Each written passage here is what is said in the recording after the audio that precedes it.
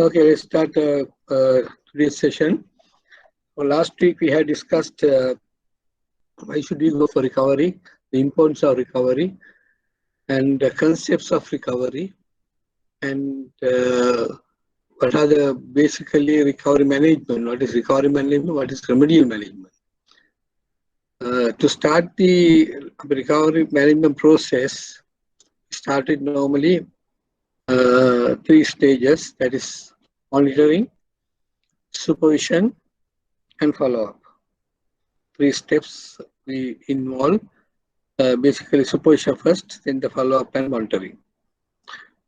What is this monitoring? Is any of the action of various persons or devices for checking or warning about the situation.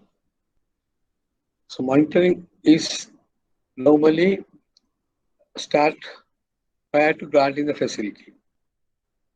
In the credit appraisal, when the credit is analyzed, we come across certain weak areas, gray areas.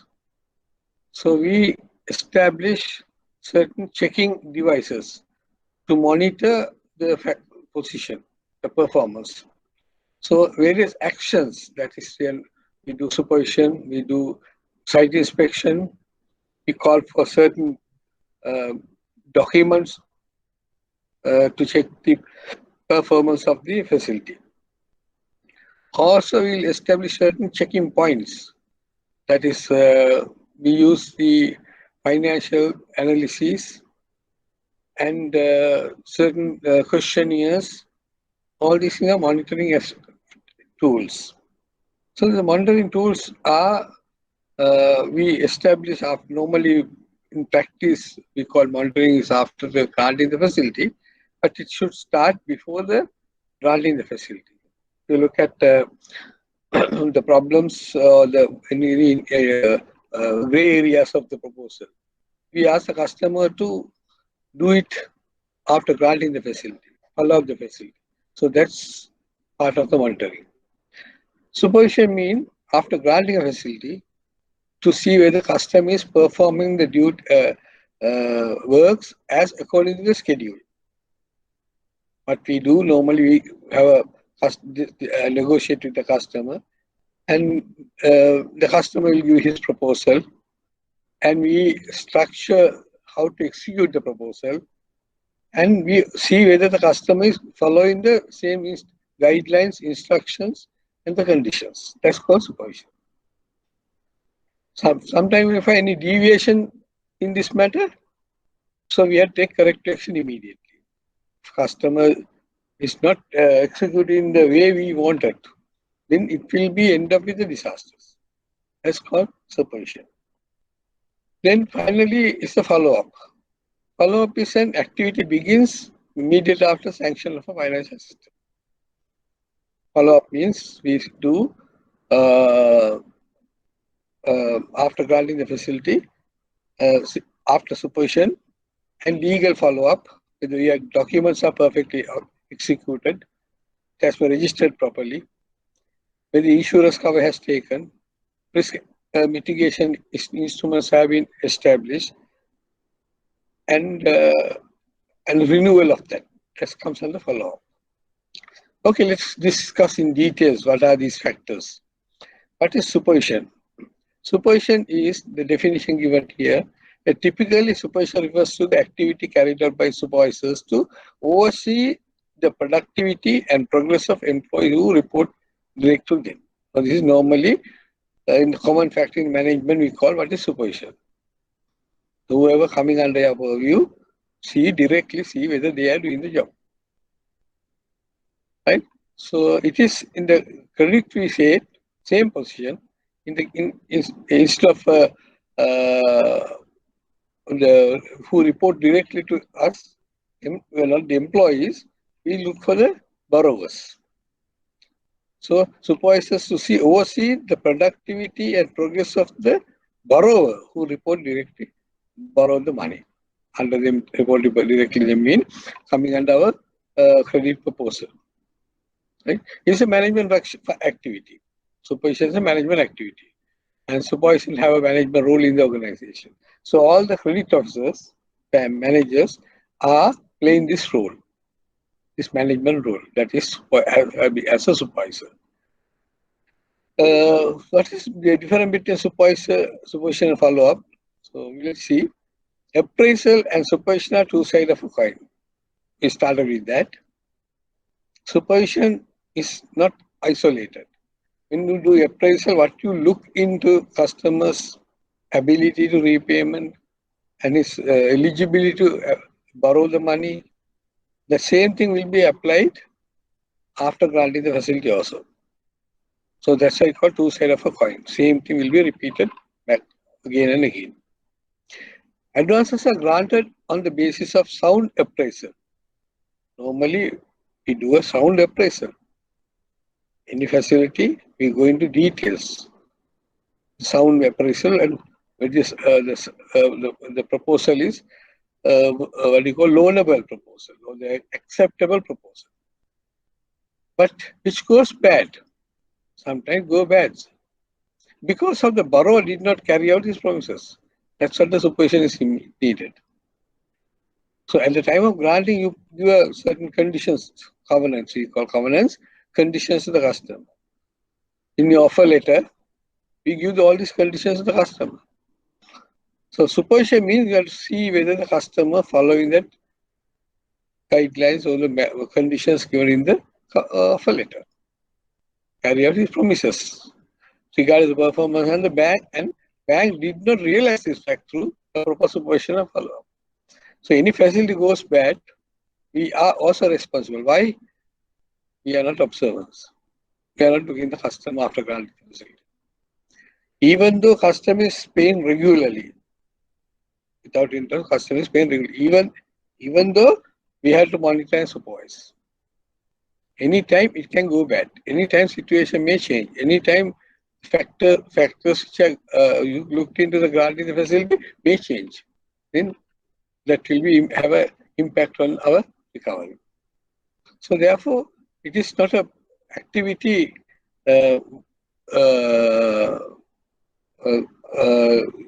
supervision is not an activity which is only for bad loans. No, it's a continuous process after granting a facility. Supervision of credit means ensuring safety of the advance for which the banker look to. Periodical assurance of availability, existence of tangible security obtained through a physical verification of security. Very important. This is very, as a principle.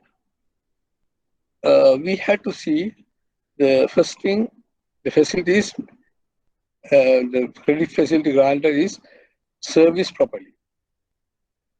And second part is, in any case, if a defaulted, second option or second chance we are having, second way out is the security, collateral, right?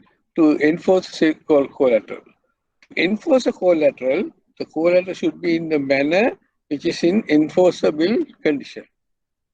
So we have to, on ongoing basis, supervise the availability of security. Availability means not on physical availability, legal availability. Whether legally enforceable. Right? Sometimes security is there, but you may not be able to legally enforce due to some defects. Something happened after that. So we have to correct our position. Because it should not go for unsecured position. So the security is the availability of security means existence. Where the factory or warehouse we make a visit and see whether what is mortgage to the bank are physically available, what is his conditions maintained properly. All these things are coming under availability. To take a motor vehicle as a security, not only the availability of the vehicle, let's see whether the vehicle is conditioned to sell. Right? What is its value, what is its maintained properly. All these matters for us to check. So that's one number one, periodical.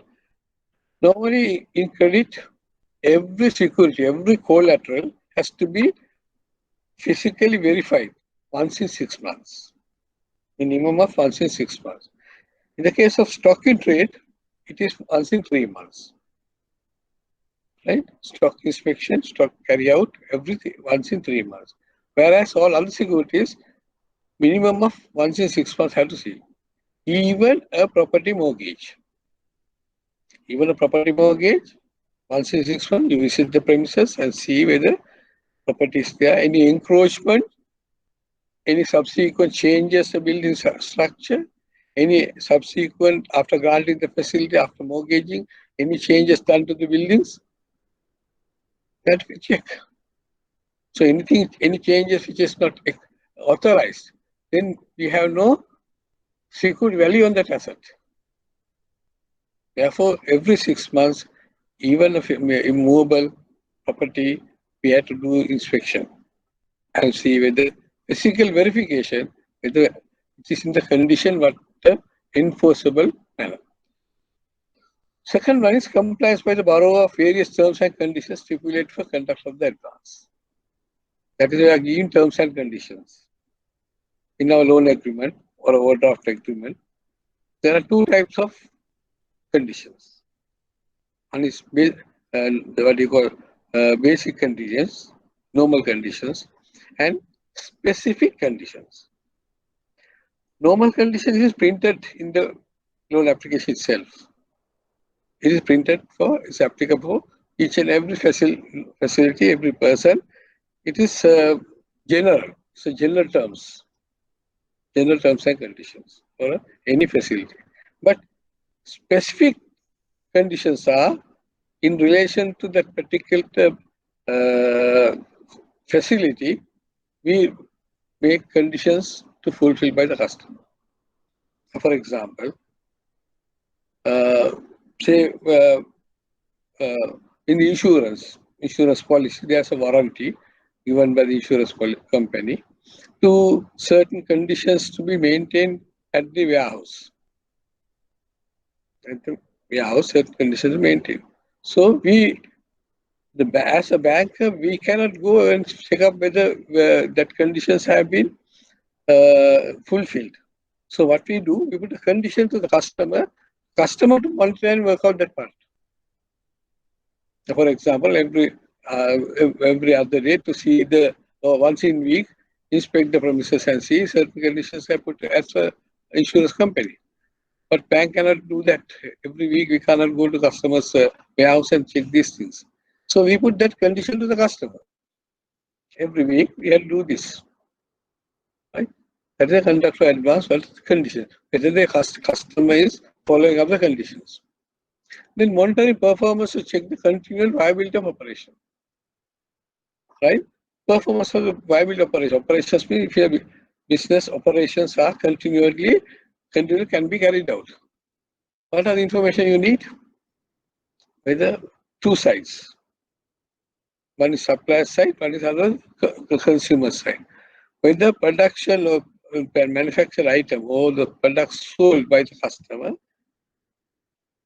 who are the customers, who are the buyers, how many orders are there, whether the buyer's conditions are continuously there for that particular product, that has to be monitored. On the other hand, who are the suppliers? Continuous supply to keep the business running. Maintaining of stock levels, whether unnecessary stocks are taken. So it will struck the what do you call working capital.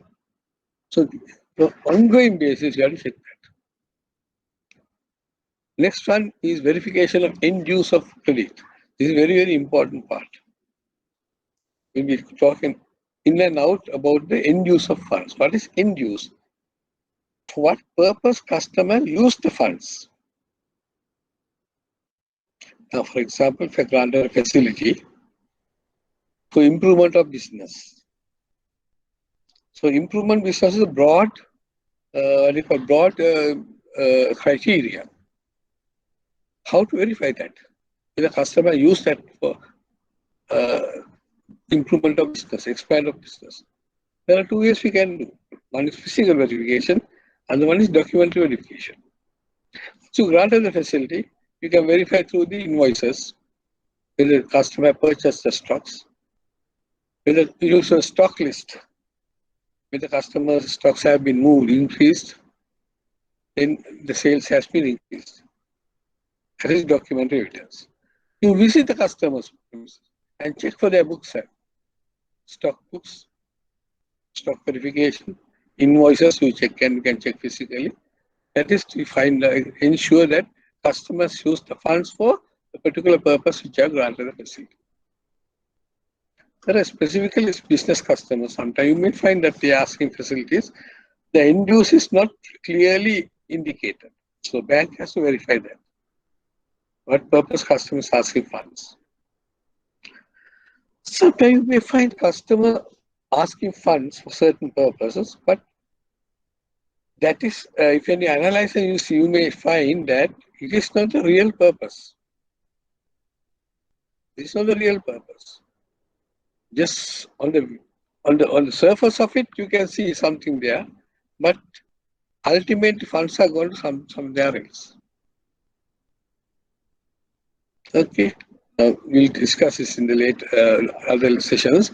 Some are examples specifically why we should look for the end use of funds.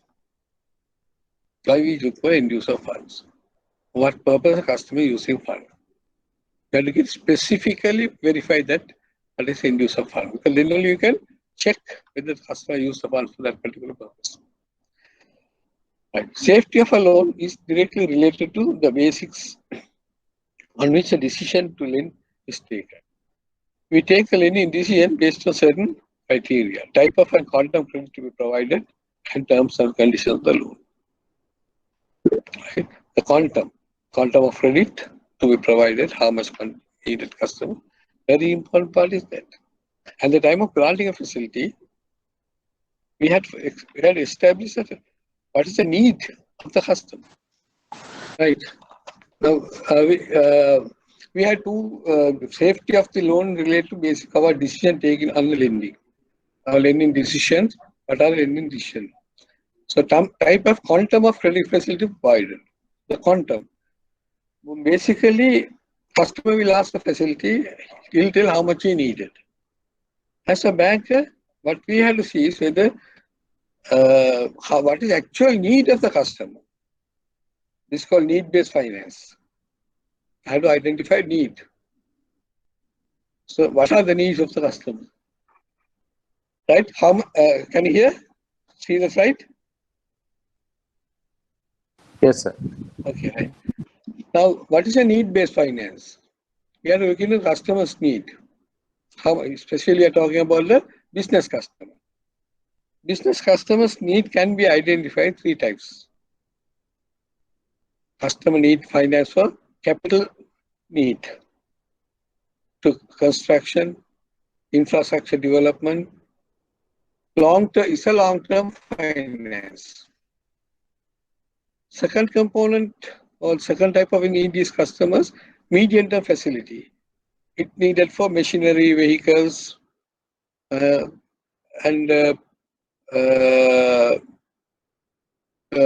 furniture and fittings. It's a medium-term facility. So normally 3 to 5 years we are granting that type of facility. Third component is revolving facility. That's needed for working capital. The working capital finance is involved purchasing of stocks, inventory, and revolving day-to-day expenses. Those are three types of facilities. So we had to find out what type of a facility the customer needed. We have to structure a facility, customer need base. Now, some of you all asked me the question about this project report also. There again, same thing. So you have to structure a facility. How much need for capital, construction and all, purchase of land, how much need for machineries and furniture and fittings and other things, how much need for working capital, revolving. So you have to structure a facility accordingly. Right? Then the terms and conditions of the loan are, see how to settle the loan facilities. Depending on the loan type, our repayment plan is different. So low money loan facility is backed by a tangible security. Normally, more than 5 to 7 in 10 years, we are granting the type of facilities. Medium-term facility, 3 to 5 years for machinery, fittings, vehicles, all these things. And revolving facility, 1 year short-term loan or a permanent order facility, it will be revolving. So revolving facility, right? So that's how we have to identify the structure in the facility and the terms and conditions conduct of a facility. So working capital finance part is revolving, has to be closely monitored to identify the customer's need and where the customer have been using the working capital as a core structure. Right? We have done the working capital finance last some time back in sessions, and you can remember. With the working capital, basically 3 areas. That is purchase of raw material, maintaining of stocks, debtors, creditors, and other things for managing of expenditure. Right? That's what before granting facility. Therefore, there are 2 prolonged approaches in this credit supervision. First one, pre-sanction appraisal, that will before granting the facility to identify the bankability of each loan, whether every proposal, whether we can go for a facility or not. So judgment, our discussion judgment, we can grant a facility or not, whether it is projected viable or not. That's a pre-sanction appraisal. Second one is post-sanction appraisal. That comes under our recovery part to ensure the proper documentation, follow-up, and supervision. There are some of the things. Let's see what are these things. Pre-sanction appraisal contains concern with the measurement of riskiness of loan proposal. We have to evaluate and see riskiness of a proposal. To what extent? There's no facility without risk. You have to measure the risk. To what extent bank can absorb the risk? What can extent bank can be mitigated the risk? Or what are the instruments available to mitigate? That has to be before granting the facility. So what you need is financial data, past and projected financials, projected cash flow, projected P&L, projected balance sheet. That's needed. Then the detailed credit report compiled on the borrowers and the surety, what is collateral available, and the borrower's background, and also the market condition. What is the market? Whether the customer can sell the product in this market, what's the market size, market share, and whether the market can be expanded, who are the buyers in the market, who are the competitors in the market. That is comes under pre-sanction appraisal. The same thing will be followed after granting the facility also. That's called post-sanction appraisal. Right? Also the auditor accounts, what we see final accounts, we go through. We did that financial analysis part, interpretation of balance sheet. In tax and other returns, we need to see, check the customers. Why we need that income tax certificates? If a customer is income of beyond the taxable assessable income, right, that has to be established by the, because there can be risk after that tax, maybe they charge for penalties and all. Therefore, the income tax is a very important part. We have to understand that if a person is not paying tax, but his income is above the statutory income is above the taxable level, right? Normally, what as practice, what we do, we ask the customer to open a file for income tax and pay the income tax and bring the receipts. That is not our duty. That's not our job. We are not tax collectors. We are not tax collectors. What we wanted is when the customer has declared his income for tax purpose. That certificate is we need, not the amount tax paid. If a person having an income tax file and is paying taxes, okay, you can ask for income tax returns and assessment and returns. But if he's not paying taxes, we are not asked. We should not ask him to pay taxes. Only you should ask, bring a income declaration certificate. He had to declare the income to the income tax department. Let the income tax department find out whether has to pay the tax or not. Sometimes some customers, although statutory income is more than that value, they may not be able to need to pay taxes. So therefore, it is not our duty to ask for the tax receipt. Okay. The other one is confidential report from other banks and financial institutions that also playing a vital role. How the customers perform with the other banks. Normally, any business customer, they are not now exclusively banking with us. They may have accounts with other banks also. So you have to ask for the report from the other banks and financial institutions conduct of the facilities. Okay. Specifically, if you go through the CRIB report, right, you can find out this CRIB report is gives certain information. Therefore, the CRIB report has to be regularly updated. That's a need of under the Act. All the banks have to update it at least once in 3 months. The position of the customer. So it is very important a CRIB report for us to see before granting a facility. Then appraiser should reveal whether the loan appraiser have a fair banking risk. We have to accept that risk. Right. That is prior to granting the facility. After granting facility, that's called post-sanction control and monitoring. Depends to large extent upon the findings of the pre-sanction. I just mentioned that earlier. Same thing. What had followed, same again and again after granting the facility also. Another requirements, documentation of the facility and aftercare follow-up. Number one is documentation part. Because documentations are the our recovery instrument. When the customer defaulted, we had to enforce the document to recover. So on the last session, we discussed that. What is recovery is enforcing the securities charged to the bank or the financial institution. So these charge documents should be perfectly executed. So just after granting the facility, check whether documentation has been clearly done and whether the documents are perfectly executed.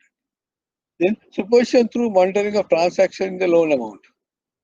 Ongoing basis with customers' need has to be verified.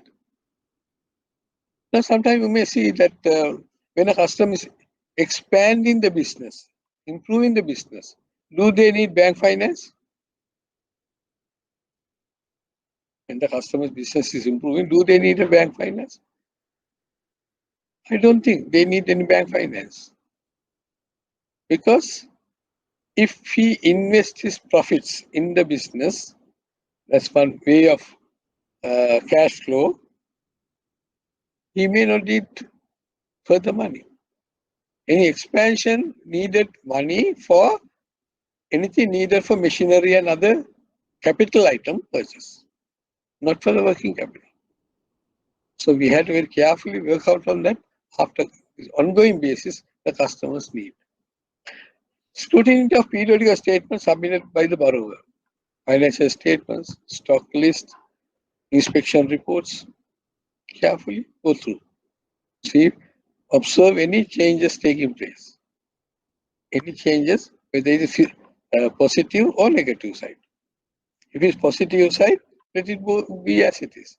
But if it's going for negative side, then we have to take corrective action. Put the customer on the track. Then, physical inspection of securities and books of accounts of the borrower. I mentioned earlier also, physical inspection. Once in 6 months, check whether securities are available. Now, for example, after granting facility, we are taken a mortgage over motor vehicle. Security is a mortgage over motor vehicle. So what are things you have looked into? A number of things you have verified. Periodical inspection is very important. Once in 6 months, see whether basically 3 items. Normally you check the engine number, chassis number, and the registered number are tally with the CR. It is normally what we do, but there are certain other things, right? check the engine physically whether the engine number is tally with the CR book. Why? Customer may change the engine. If the customer change the engine, then we have no collateral value on that asset because that engine is not belongs to us. In the mortgage bond, we may mention the engine number. This is the engine number. So physically that number is not there in the vehicle, that vehicle cannot be seized in the case of a default. And also see whether there are a number of other things also. See whether the vehicle has been regularly maintained, serviced, and look for service records, whether maintained properly. Right? Why is that? So mortgage is under the mortgage we have the legal title, legal the ownership title of the asset is belongs to the bank. So it's one of our properties. So we are given the vehicle to the customer to use, but legal ownership is with us. Right? This is under title. Title mortgage under mortgage bond. Title is in the bank. Thirdly, when you go for inspection, what are the things you are looked into? Check the duplicate key. Take the duplicate key, start the vehicle, open the doors, and see the key is in the functioning operating manner. Sometimes customer may have changed the key. Then you can, in the case of a default, you can seize the vehicle. Your key is not functioning. So your duplicate key normally, if it's not the present, not electronical keys, physical keys has to be changed once in 6 months. You give your duplicate key to the customer, get the customer's key to yourself. Then ongoing basis, the key will be serviced. Okay. Then periodical reviews, specifically permanent overdraft facilities and the letter of guarantees. Once a year, you review whether the customer needs the facility. Once a year, you have to verify and see whether the customer needed that facility. Periodical review. Specifically permanent overdraft facilities.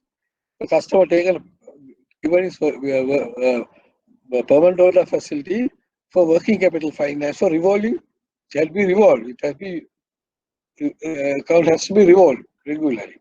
But if the customer using maximum amount of facility and only paying interest regularly, then there we have two types of problems. One is after 90 days, it is going bad, going for NPA. It cannot service regularly operated. Second problem is, okay, the customer is given this facility for revolving facility because there's no loan installment in the permanent overdraft. Only interest has to be serviced. So your loan capital amount will be remaining same without change. It's a risk. In the case of a loan, you recover installment, loan will be coming down, your risk is coming down, your liability is coming down. Whereas a permanent overdraft facility, it will be remaining same, it won't change. Therefore, we have high risk.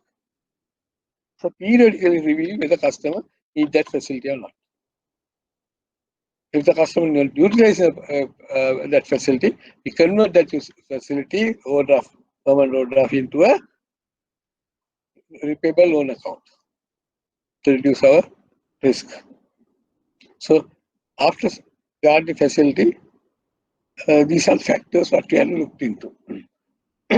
Yeah, to ensure compliance with the terms and conditions of sanction.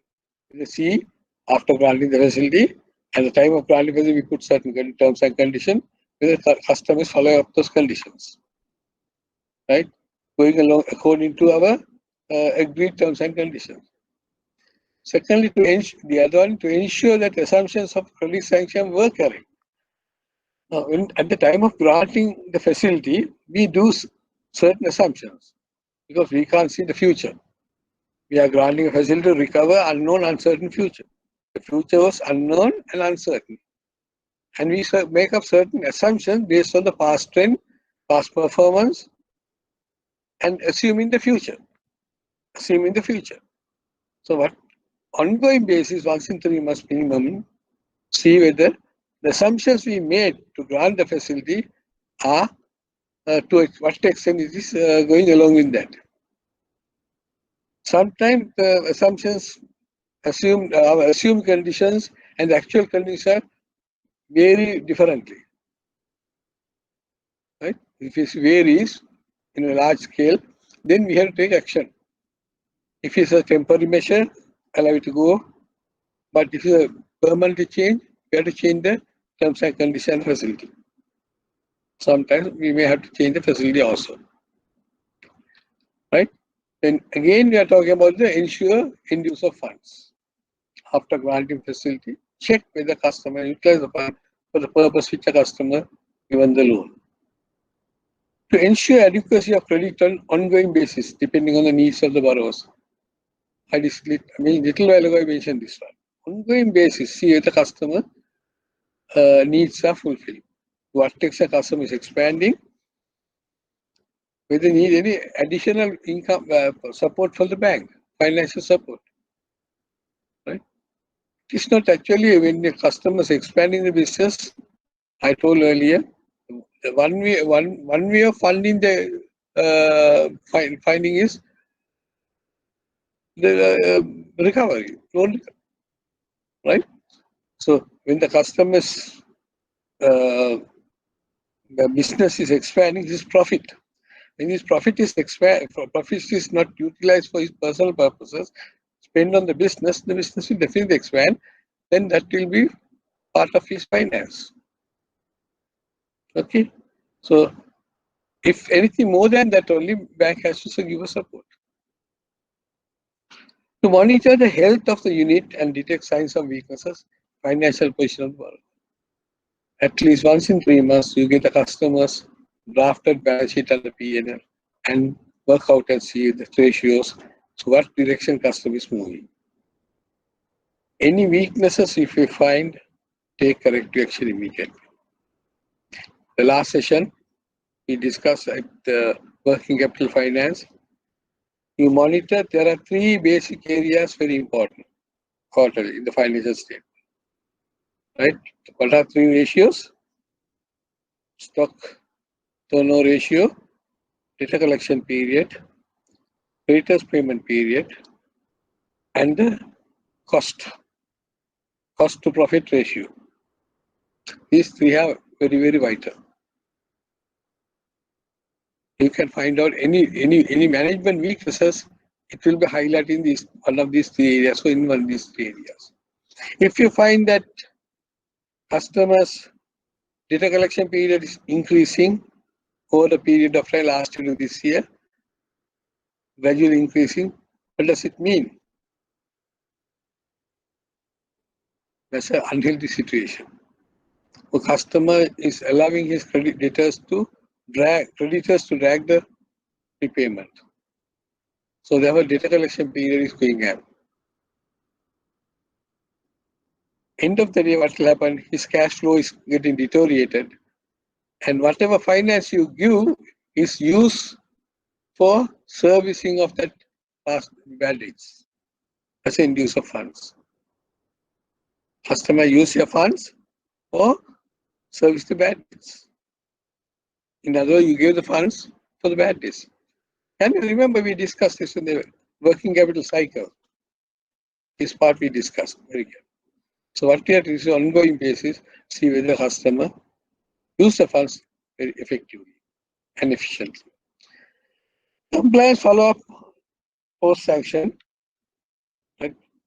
Post-sanction, customers follow compliance with the terms and conditions. Ensure terms and conditions of sanction is intimated to the borrower. This is the important part. At the time of granting a facility, the terms and conditions has to be informed to the customer, intimated to the customer. But to what extent we are practically doing this?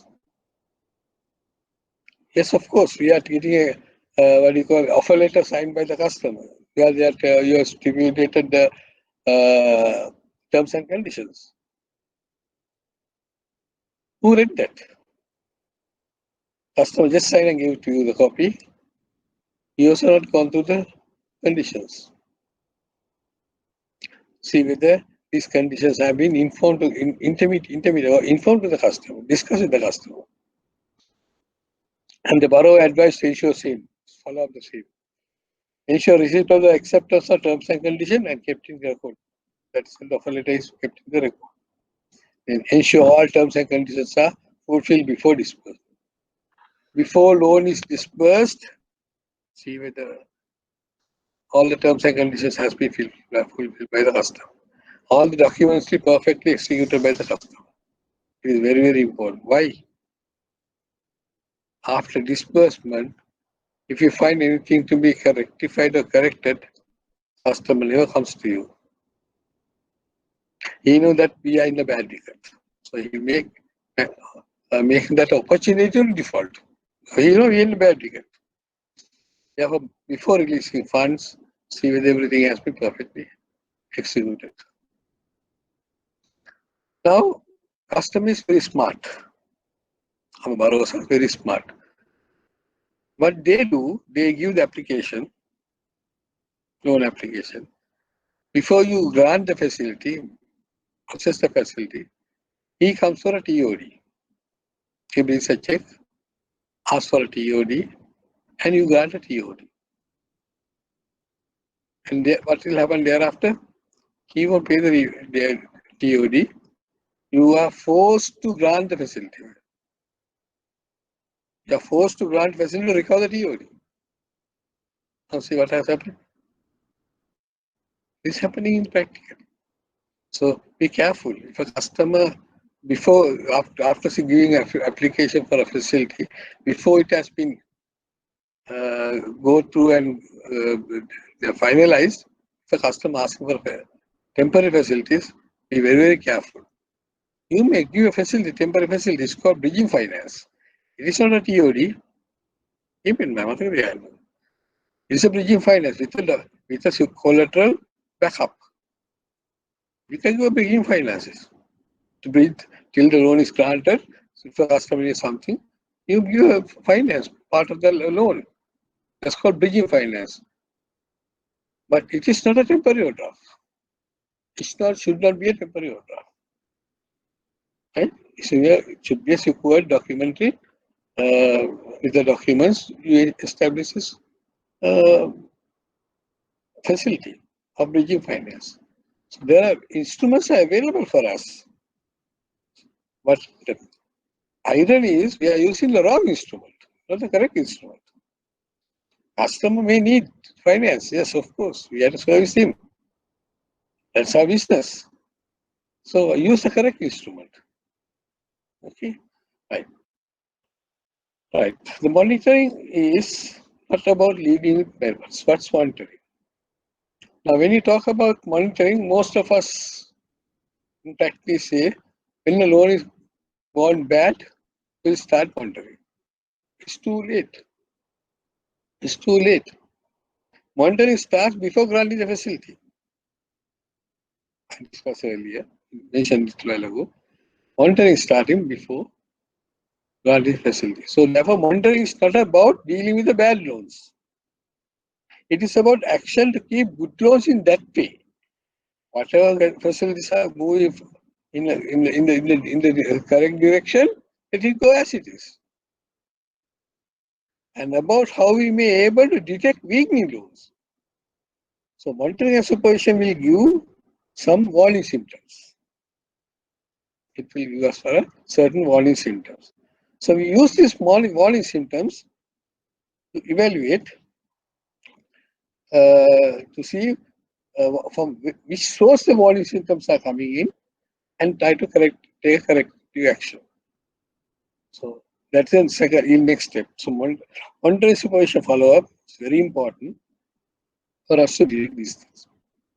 Right? Becoming delinquent or worse. About weakening loans and keep them from becoming delinquent or worse. If you detect any bad loans, to try to work out with the customer to arrest the situation. Now, this part only we discussed last week. Remedial managing. You remedy the situation.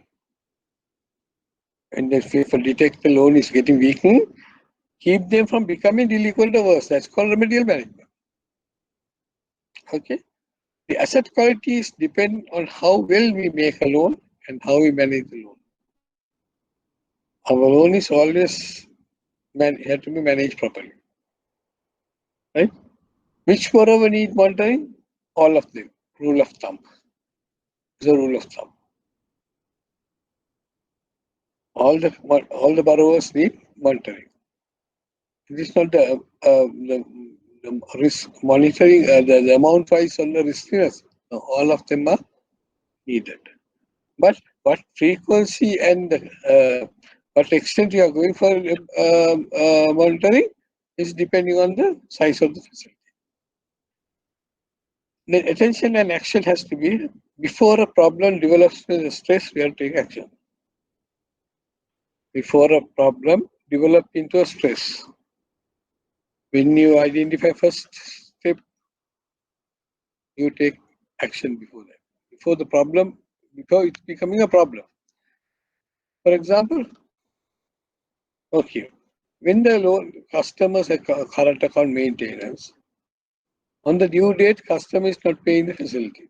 Loan installment not paid the due date. Now, you may understand that there is some problem with the customer's cash flow. Right?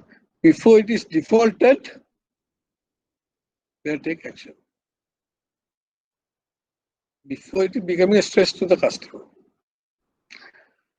Before the stress becoming into distress.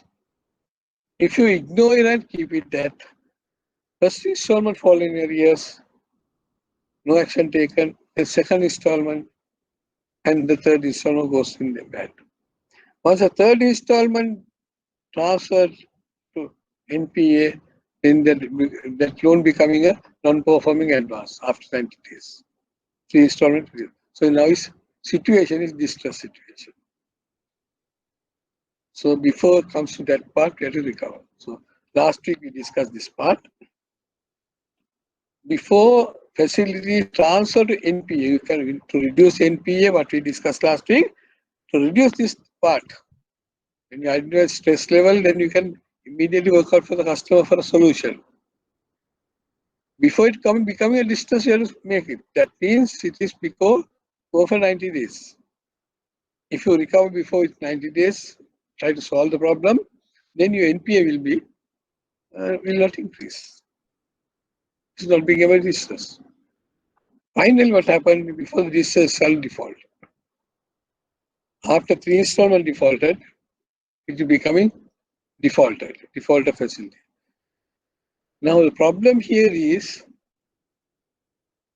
when the customer having a difficulty in the cash flow, if you identify, try to solve this because before the loan installment is defaulted. Then okay, after first installment defaulted and before the third installment defaulted, try to make it recover it. Then you can reduce your default.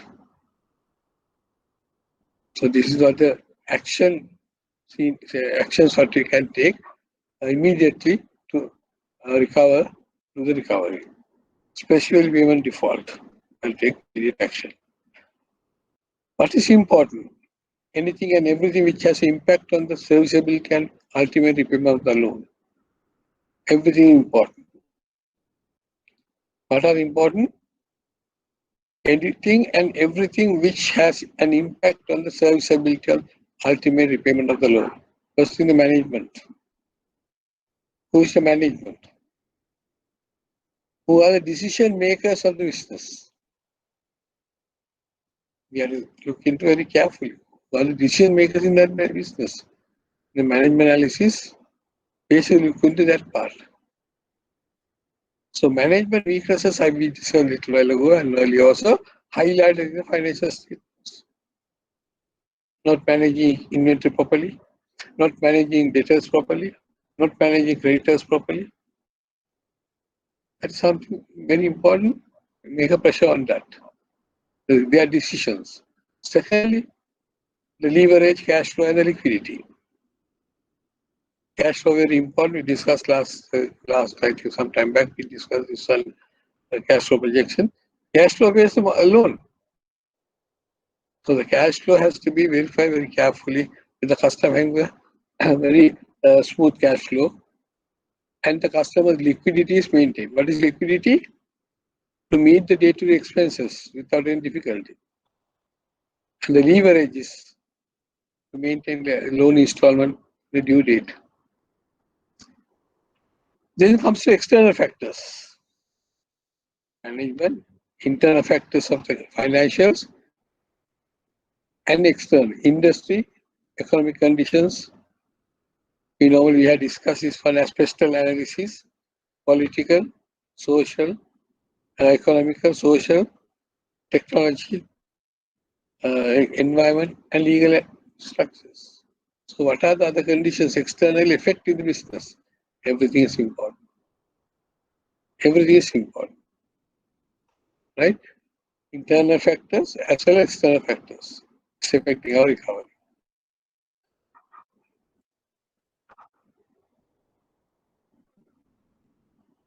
What is frequency of monitoring? Reviewing and analyzing annual book numbers like a reading a history book. Right? Reviewing, analyzing annual numbers is like reading a history book. What we do now, we call customers past 3 years financials. Past 3 years. The latest one is what? As of 31st of March 2020. Latest one. But normally won't get it in for 6 or 7, 8 months. They take time to get it. By the time you get the recent one is obsolete. Why? The information in the latest one is 2020 March reflects the transactions or the operations of the business for 2019. Last year. It already happened and gone finished. That's why I call it a history book. It already happened, it's history. Monitoring is like reading a newspaper.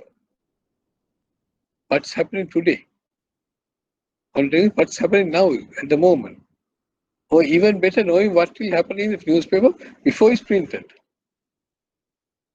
If you can come across information before it's printed, if the newspaper is before printed, that's very important. Sometimes certain sources are there. You may find that before the news item appears in the paper, you may get in what you call YouTube and Facebook. Somebody have leaked into a media. So if you can get it now, read like that, it's much better. It applies for our facilities. Monitoring is regarding reading as a newspaper. What is monitoring needed? Current, day-to-day. That's why we call customers at least quarterly financials to see what's happening now. And you visit the inspect the customer. Before what's happening printed, you can find out. You visit the customer, observe the business, do the inspection, and see your own self what is actually position of the business. What are the sales levels? What are how the business is run? In your inspection, you can identify these things. It's called before the newspaper printed. So the monitoring is always see in the current, very important. Monitoring is routine or continuous measurement of progress while the project is ongoing. Routine or continuous measurement of progress. Checking and measuring the progress, ongoing basis. See, once in a quarter, ask for the information of the customer to see what's the progress customer is making. Check and measure the progress. Then analyze the situation. Any changes taking place, analyze the situation. And also reacting to new events, opportunities as issues. What are the new events taking place and opportunities? How to make it. At our our business environment in the past. What are new events taken place? In the bankers, what we see, we had a lot of difficulties in recovery and all. We know that customers' business has been closed down for 3 months, no income, no repayment. So our repayment position has to be serviced very carefully. We can't transfer to NPA those items. We have to hold it for another 3 months. The government has decided till September no chance. So you can't transfer it to NPA till September. And see how best the customer is reviving the business and going forward. What are new opportunities coming up? Sometimes you may find in disaster with disasters, new opportunities can be created. So politically, you may find that certainly a president is enforcing to export-oriented industries, inter-subsidy industries. Those are new opportunities.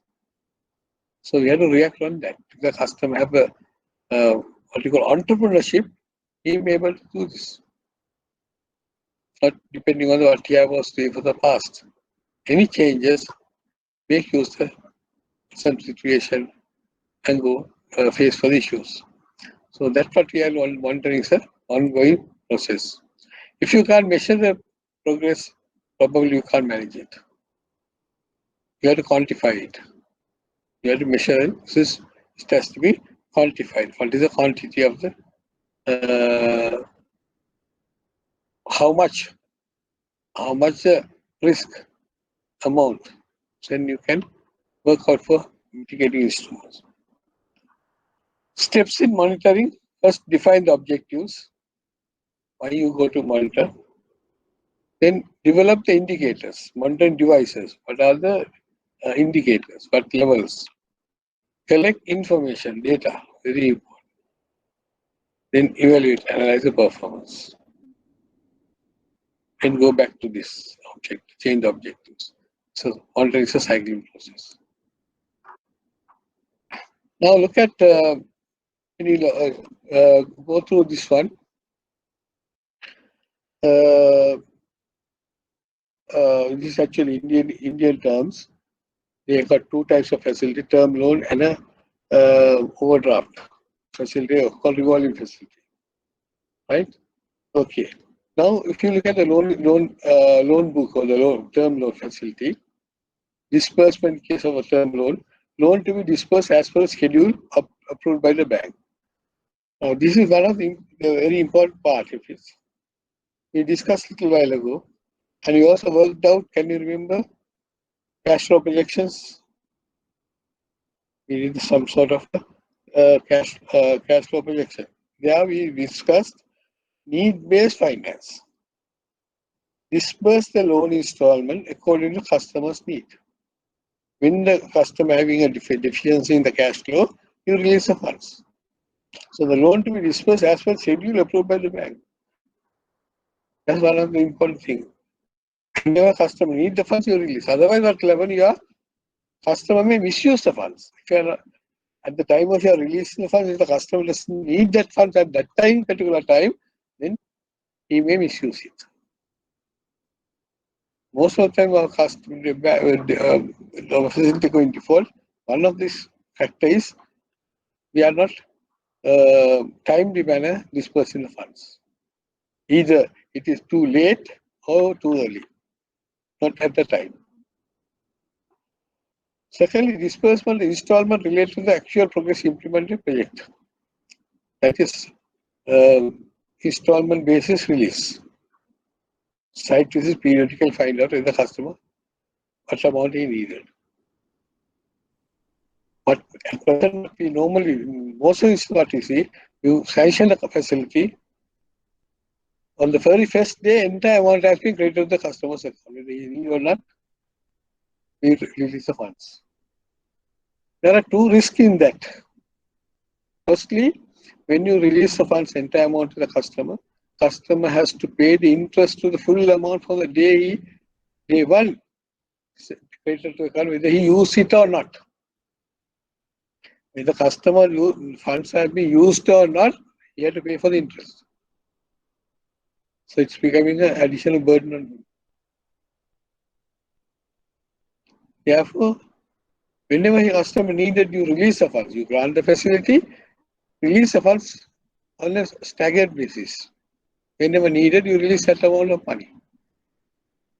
Then customer burden is up to certain level can be reduced. He doesn't have to pay interest. And we don't have to pay risk. Second problem is if your funds are excessive funds in the account customer, he may misuse the funds.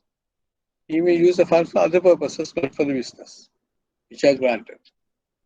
So we have two types of risk. Therefore, disbursement should be according to customer's need. Then progress in project implementation should be as per schedule. See, we got a kind of chart we discussed sometime with the certain procedures of monitoring the customer project, when to do, what to do. That's called Garner chart. And a plan, which date, what amount to be done. So we also have we had to ask for the customer that chart and work out your financial plan on due date. Right? What to do and when to do, how much is needed. That plan has to be obtained from the customer. For any delay, seek borrowers we on step rectification, specifically construction and all. Or sometimes you may find customers try to do something due to some reason. If it's delayed, so if it's delayed, ask for why the reason of the customer and rectify it. Now, for example, if you have to certain funds to be released, you have to plan it out, plant a facility. But the, what you call the shipment, the import goods didn't come in time, right? If the customer's import didn't come in time, but we release the funds to meet the bill, then what will happen? So after we see by the reason for delay and take for rectification. Monitor cost being incurred, borrower's contribution, reasons for cost overruns. Specifically, certain external environment factors when the projects are failed because of cost overruns. It's common with us in the construction field. So you may find that we have granting a facility to do a construction. Now take the case, a building. We take a BOQ. 90% of the BOQs are 85% or 90%, whatever bank financing amount, BOQ is financed by the bank. Balance 10% or 50% customary income. Right? What happened when the time, if it's not completed within the period, when the time drags, the funds may not be sufficient to maintain the business, the construction. It's always you have seen the housing construction and all, construction field, as well as the import trade, cost overruns are very frequent. That means cost is increasing. Day by day, cost is increasing. You may find rubber cost is increasing, cement prices increasing, sand prices increasing. Therefore, the projected cost is not sufficient to meet customers' business. So the construction specifically. So we know normally we ask customer to do their contribution, but you may find it's not practical. So they come for the bank.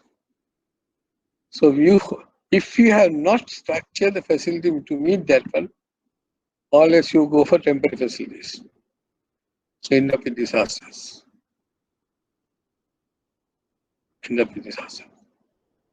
What you have to do is specifically construction period.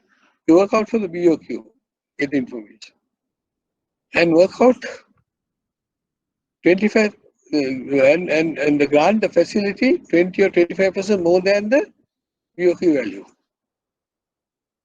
and make the documents for that full amount. That is called, for example, say 100 million. So you make it for 125 million.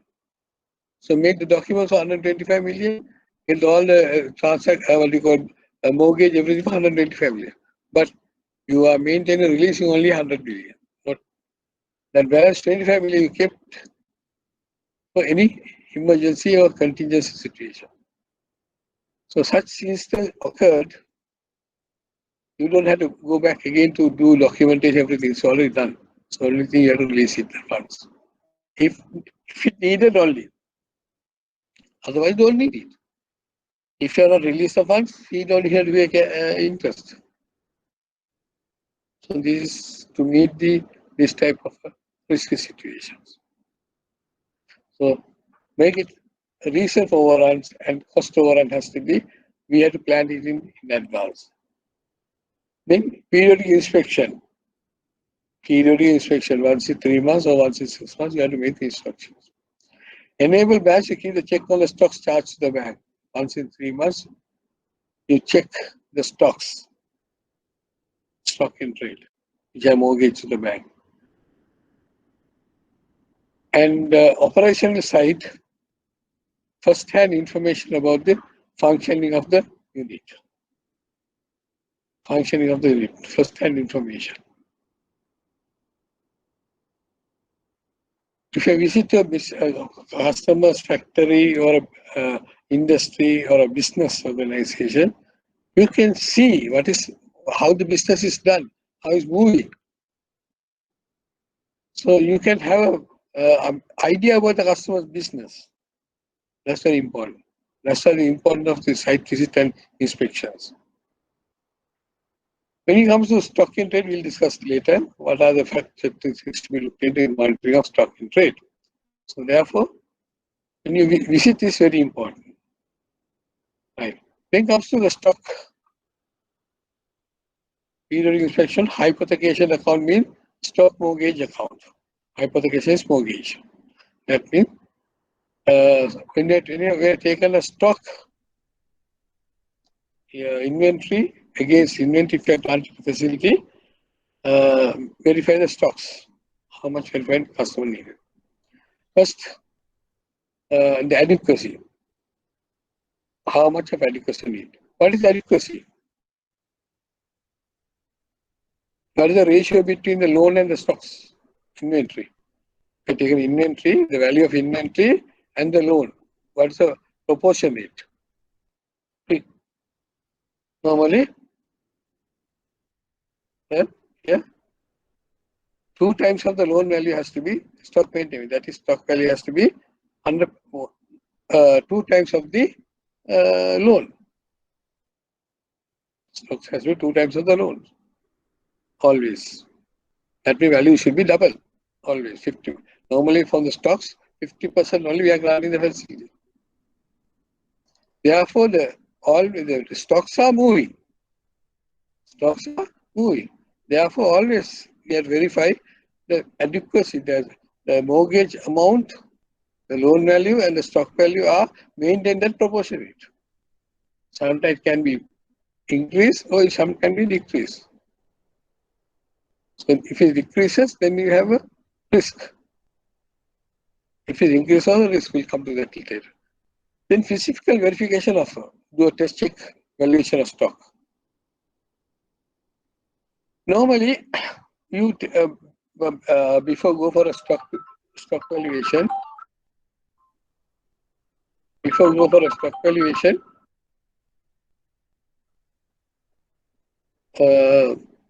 you have to get a stock list prepared by the customer. Get a stock list from the customer. What are the information you look into the stock list? There are basically 3 information which is very important.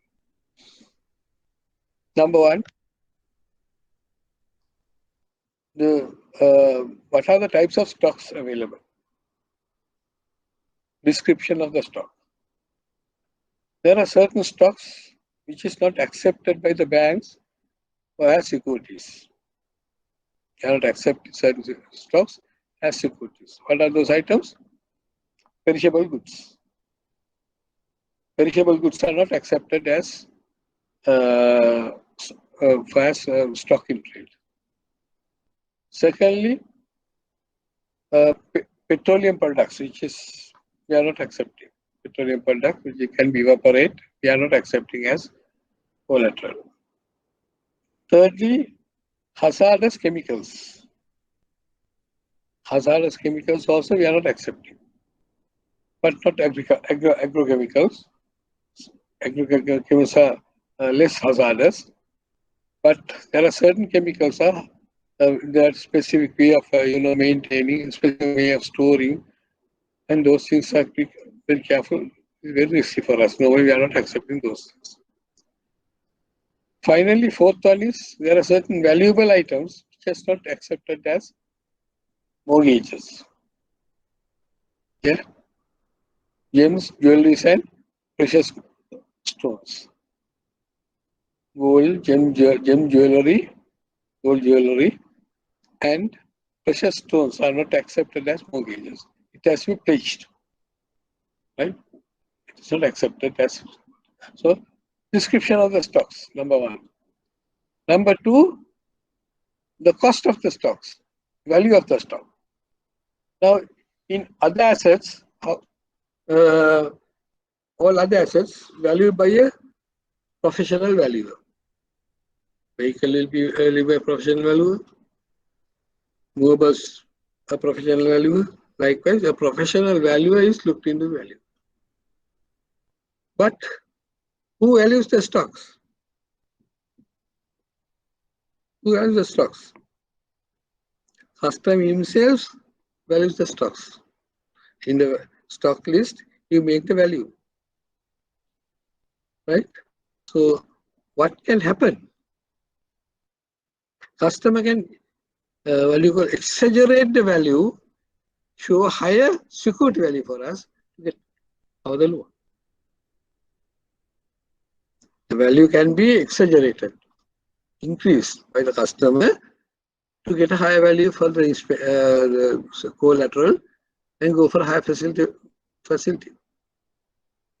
Therefore, the inspector's duty is to check the fair value of the stocks inventory. So therefore, our principle is to be done in the valuation should be done at the cost price or market price, whichever is less. Cost price or market price, whichever is less. So you go for through the invoices, the invoice price is the cost price, and just have a sample market price. So if the market price is higher, you go the cost price.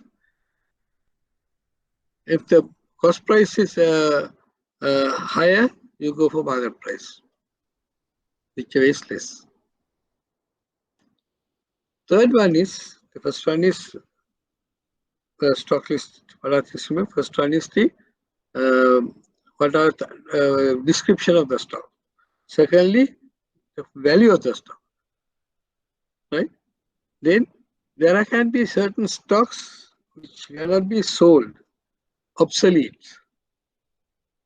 The quality of stocks charged, stock should not be old, obsolete, or rejected goods, etc.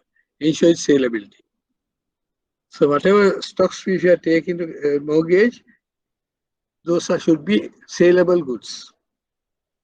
How to establish that? How to establish that? For that, we have to get the date of the purchase.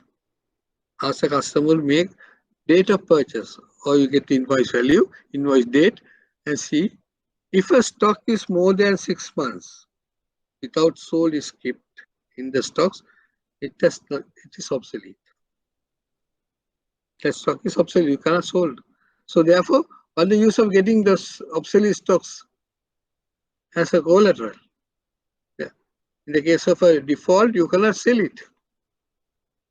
Similarly, rejected goods goods expired of the validity, you have to verify and see whether in inspection. Right? So those can be included in the customer stock list, but when you work out for the charge, the security, then remove those things from the stock list and get the value of the stock should be stocks should be the saleable stocks. In the case of a default, immediately you can put in the market and sell it. Next item is another important one is segregation of stocks. Stocks are not mortgaged to the bank, must be kept separate. Can it be the stocks without mortgage? Yes. Now, if you go for inspection, you may find the customer may have certain goods on consignment. There are certain consignment goods. What consignment goods are? No, ownership is not with the customer, but somebody else. Somebody else giving the stocks to sell and give cash. Somebody else's goods are kept in the shop premises to sell and give the money to the owner. So the customer may get a commission on that. Those stocks should not be taken into consideration when you're going for stock hypothecation stock or the mortgage stock. Those stocks has to be separated. It's called consignment goods has to be separated. Then check the books. You have a right to check the books of the customer when you grant the facility. Books register maintained by the borrower must be verified to check the actual movement of goods and system of stock reconciliation with the physical quantity. Stock register has to be verified and have a sample check with the stocks, whether the stocks and the physical quantity is tallying. තුළ තියෙන වටිනාකමයි quantum එකයි physical quantity එකයි tally වෙන්න ඕන. Now when you go for inspection, sometimes you may find you may not be able to find these things unless otherwise you are vigilant.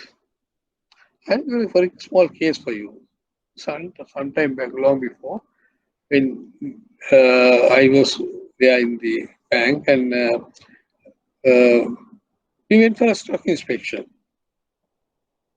This is I think late 70s, early 80s. We went for inspection. It's a shirt manufacturing company. So they are given the stocks mortgage to the bank, and they are given how many the stocks have been given in the list as how many dozens of shirts, right? How many dozens of shirts and different variety, and they given the value. So we went to inspection. Our officers, and they are at that time was a clerk. My manager, he started counting 1, 2, 3, 4, 5, 6, horizontally and vertically, and multiply and see how many dozens of shirts are there. So normally, once we check, it is closer to tally the stock list, the number of quantity. But I saw when physically I saw sometime some of the boxes are shrinking, pressed and shrinking. So when you fill with 1 dozen shirts in a box, the box will not get shrink, it will tight. So I get a suspicion. I pull 1 or 2 boxes like that and find out it's empty. Empty boxes is in between. Empty boxes in between. So physical verification, we have to be very alert on that. How to check? Not on the surface. When we went to inspection to what you call pledged loans, where the paddy was pledged. Sometimes you may find in between paddy, the paddy husk in the bag size just kept as it is. So you can check only from the weight. So take 1 or 2 bags in between, not from the front, the center. You may find the bag is not weight is lighter. Check it. Similarly, that shirt in the manufacturing, we found some of the boxes carry less than one dozen, 6, 7, 8 like that. So we were able to identify the customer what he had done to mislead us. So this is important. How to check?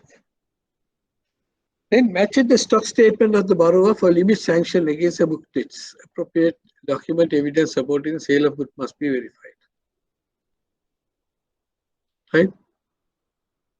Now, if you have taken stocks as a mortgage, what is the limit given? And whether the customer has taken insurance. What value you have taken insurance? Loan value or the stock value? Insurance has to be done in the loan, the full value of the stocks, not the loan value. Always you give the 50% gap, no, only 50% stocks value are given the loan. So always not the loan value, stock value, we have to take the insurance coverage. So insurance coverage in the taking, that also very important. See for the warranties. See for the warranties. What are the conditions put by the insurance company for servicing of that insurance? Sometimes certain conditions are we cannot fulfill, banks. So we put that condition I told you earlier, transfer to the customer. Right. Now the stock value, when at the time of you go for inspection, whenever customer receives the new stocks, right, imported or manufactured stocks are, if the stocks are more than the stock value should be kept as a mortgage or the insurance cover, right? The stocks are more than the insurance cover, then you have to get a supplementary mortgage, a supplementary insurance cover, temporary insurance cover for that exceeding amount. Otherwise, you'll be a problem if you have some sort of a risk if you're taken. The insurance company may reject or may pay proportionate risk amount. Therefore, always see the actual amount of stocks has to be been insured. If his insurance value, when the stock is reduced than insurance value, it doesn't matter. It can be because stocks are revolving. Then, okay, the bank's name board is prominently displayed indicating the goods hypothecated. Normally, if we're having a pledge facilities, where banks have and the stores are kept under banks and customers dual control. So such stores normally we put the bank's name. Stores belongs to the bank, right? Then see for the pledge accounts and the pledge loans specifically. Ensure that the godown is called warehouse is well maintained, right? Always see whether this stores has been well maintained, and if there's any perishable goods, see whether pest control has been maintained, and see whether any theft or robbery can take place sometime, specifically roof, right? In the stores, things are kept in the stores under bank custody, pledge accounts. So doors and windows has to be kept sealed, and also see the roof. Right? So these things have to be inspected when you go for inspection. These two goods are stored properly. That be stacked in a proper way. Entries in the register maintained properly. Mostly you find those are computerized, so never stocks are moved. This is automatically update the records. So you can get a printout from that. Then you do if you are required, conduct a stock audit. Verification. Then operating units. That means if you see that business units can be a manufacturing organization or a business sales outlet. how the operations are moving. When you go inspection, just check it that. Inspection of unit should to be carried out periodically, normally once in 3 months, with mortgage fund, to ascertain first hand on the working condition, activity and progress. If it's a manufacturing organization, how the manufacturing process is done, how the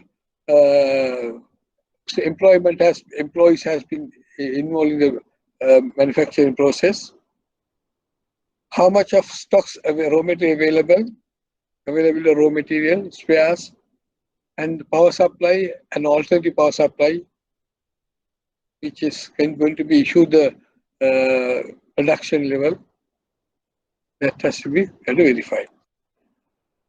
Then we have to maintain inspection register. What is inspection register? Bank must register the record comments on the findings. After inspection, inspection officer has to prepare an inspection report.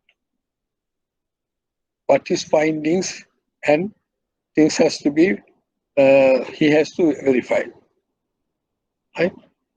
He has to get the records on the findings of the inspection.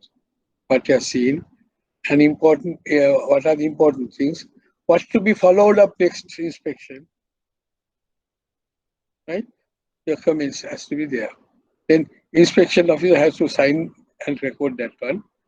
And the inspection, your report has to be filed properly in and kept in the bank's, what do you call, along with the customers, it's not the security file, correspondent files. Any irregularities, deviation to be brought to the notice of the borrower to be followed by vigorously. If you found any irregularities in inspection, by inspection, or deviation from the bank's agreed terms and conditions, so you have to take with the customer immediately. Okay. Then it comes to the debtors. What are the things to be looked into? Debtors. Operation in the debtors account. Non-payment of interest and installment or due dates be followed with the borrower. Now, accounts maintained with the bank. The loan installment, it is paid on the due date. Normally, sometimes you may find certain customers try to drag it 1 week, 2 weeks later, likewise. If the customer not paid the installment in due date, find for the reason. If you can rectify it, rectify it. Sometimes customer's cash flow may be not match with your date of recovery. So you may adjust it. You can do it. Bank should have a system of issuing reminders in advance about the repayment obligation. Now it's happening in most of the banks. You find that SMS message is going to the customer. The loan is due on such and such a date. That's all. Personally, it's not that difficult. Systemize everything. So automatically, system generating what you call notice to the customer can be an email or his SMS message about the maintenance of the accounts. This cash credit account is OD account. This is called cash credit, means in Indian term. So our term is called overdraft account. Frequent overdrafts not be encouraged. Specifically, temporary overdraft. Why customer asking for TODs? We discussed last session on the working capital finance. We discussed why the reason customer asking for TODs. So we should not encourage customers TODs. Always go for a structured facility. Frequent request overdraft should be looked at very carefully. If it's any short-term nature, if a crisis situation comes, for short-term nature which can be covered by, can be managed, then you have to work out it. For example, what's the TOD? What's a temporary overdraft? It's a temporary overdraft for temporary loan to the customer. How long the temporary? How long the temporary? Hmm? For us, for the bankers, temporary means manager delegate authority. 14 days or 30 days, so that when the manager delegate authority. Is it the need of the customer? When the customer can repay that facility within that period? A simple question. So therefore, always this overdraft has to be looked at very carefully. When the customer have a repayment ability within the specified date. If not, that should not be taken into consideration. Right? Therefore, in case of a shortage of working capital, consider a enhancement facility. That is the best solution. Then credits in the account to be checked, see sales reported are routed to the account. Normally, small businesses, you may find this. All the your sales are not recorded. So it is difficult for us to what do you call prepare a financial statement for the small businesses. Anyway, what we have to take certain other external environmental factors and construction to construct a financial statement. So see the credits in account to be checked. See the sales reported are routed to the account. Look to the transaction which is the concern. If a business having 2-3 businesses, inter-business transaction is one of the riskiest things for us. Customers put the funds of this business to that business funds to this business. So we cannot identify properly the financial need of that particular business. So that has to be looked at very carefully. That's having specifically group of companies. Large companies, of course, they are having accounting systems. But small businesses, medium-time business only, we have these problems. Right? Then book date statement to be scrutinized, ensure that the credit sales are realized within the stipulated period. What are book dates? The debtors. Debtors has to be carefully looked into. Whether the customer given the day period, how long given, 30 days or 15 days or 45 days, within that period when the customers are paying. Any delay in paying the debtors has to be carefully verified and make a position to recover that receipt. Any debtor position goes more than 60 days, always should make a provision for the bad debts, that doubtful debt. That has to be, provisioning has to be made as doubtful debt. Then if any old debts, debtors books, you may find over 6 months. Then customer must forced to make a recovery.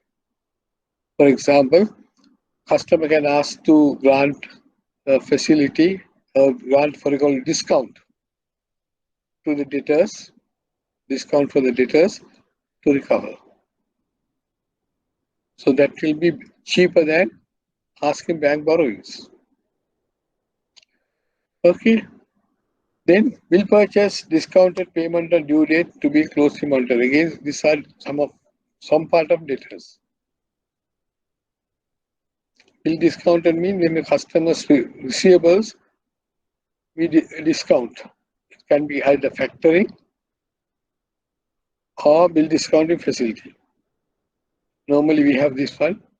We are giving customers post-dated checks, cash, encashment of post-dated checks. So bill discount facility.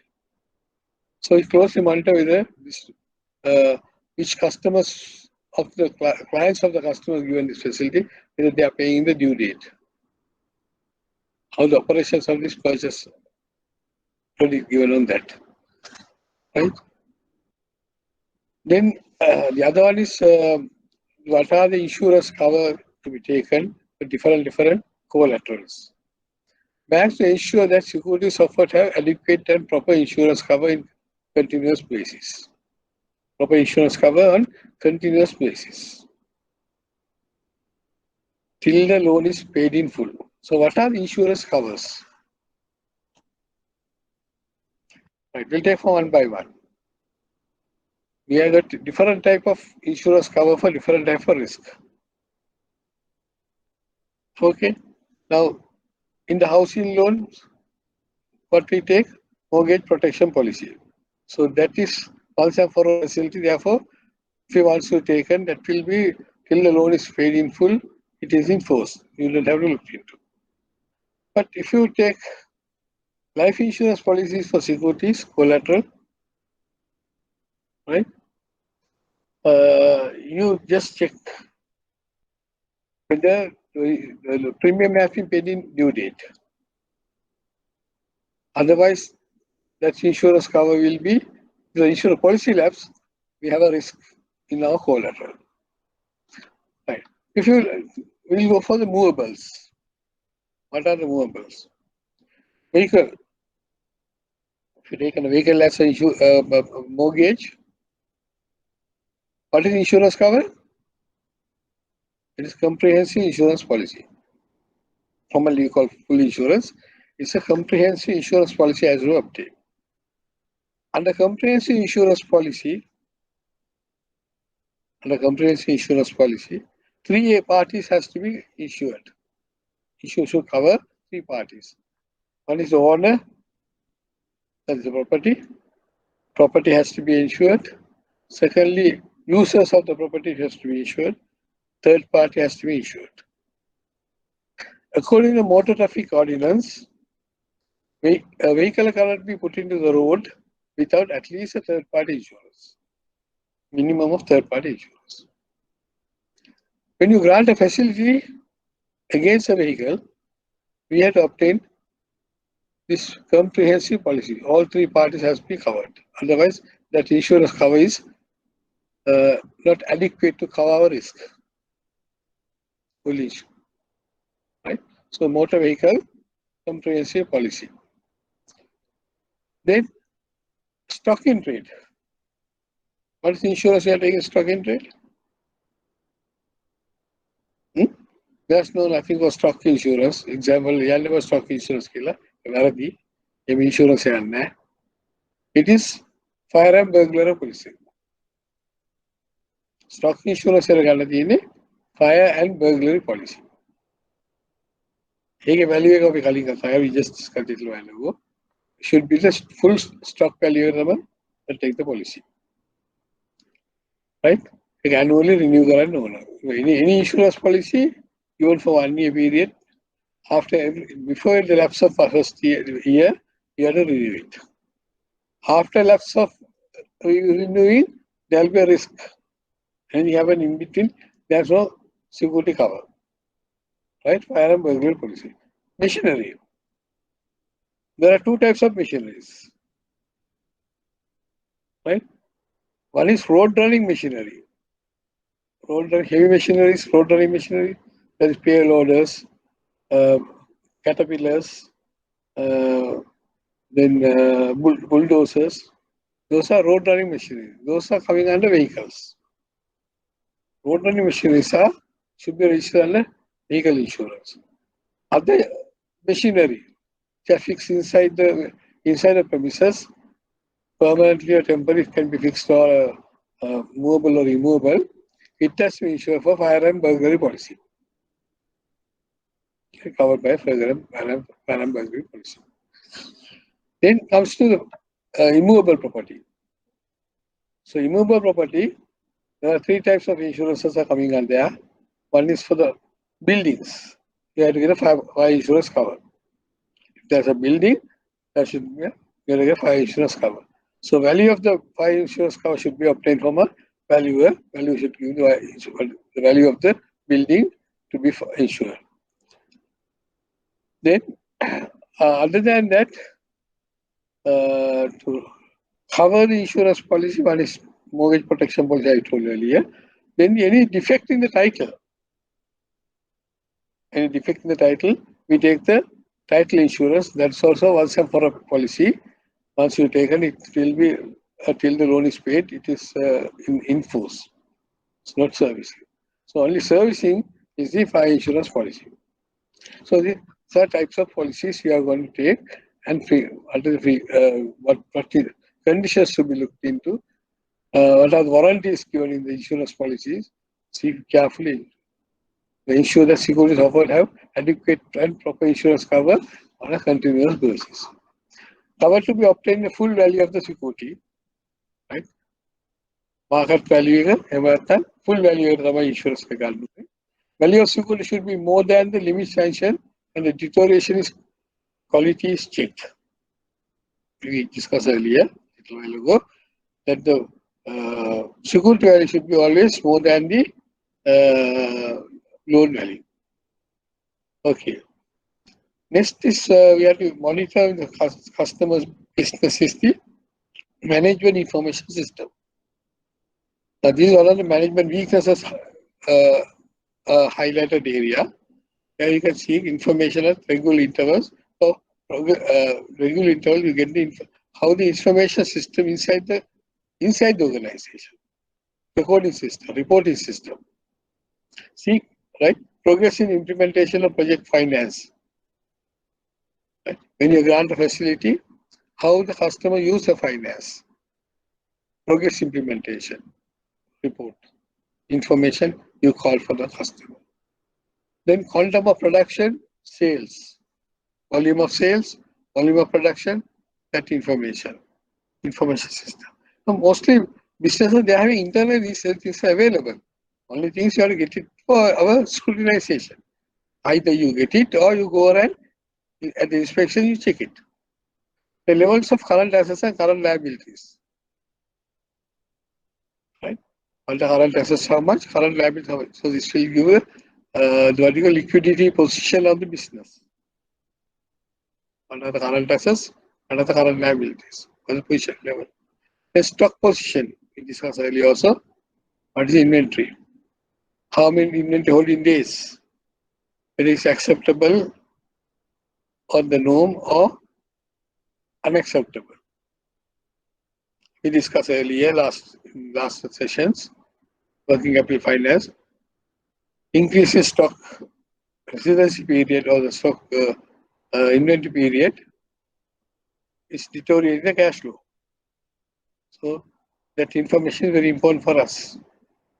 The debtors collection period, increase the number of period, the debtors period will increase the, there's a gap between the cash flow and the cash flow.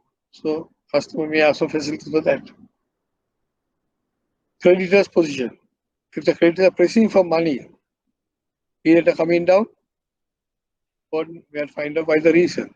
Why creditors are not giving credit. So why the creditors are pressing for money. That means something creditors may have seen with this person, the customer, some risk. In the fund flow and cash flow statement. But these two statements we had discussed earlier, last sessions. And what is fund flow? How the funds are moving. From the day one to year 2, end of the year. Within the year, how the funds have been moved. And the cash flow. How the cash flow is moving. Or the cash. How the cash receiving inflow, and the cash outflow, any surplus or deficit. And information will be sought on regular basis, at least once in 3 months we call for information. Statement called for should enable bank to monitor the levels of achieved vice versa projected figures of the unit.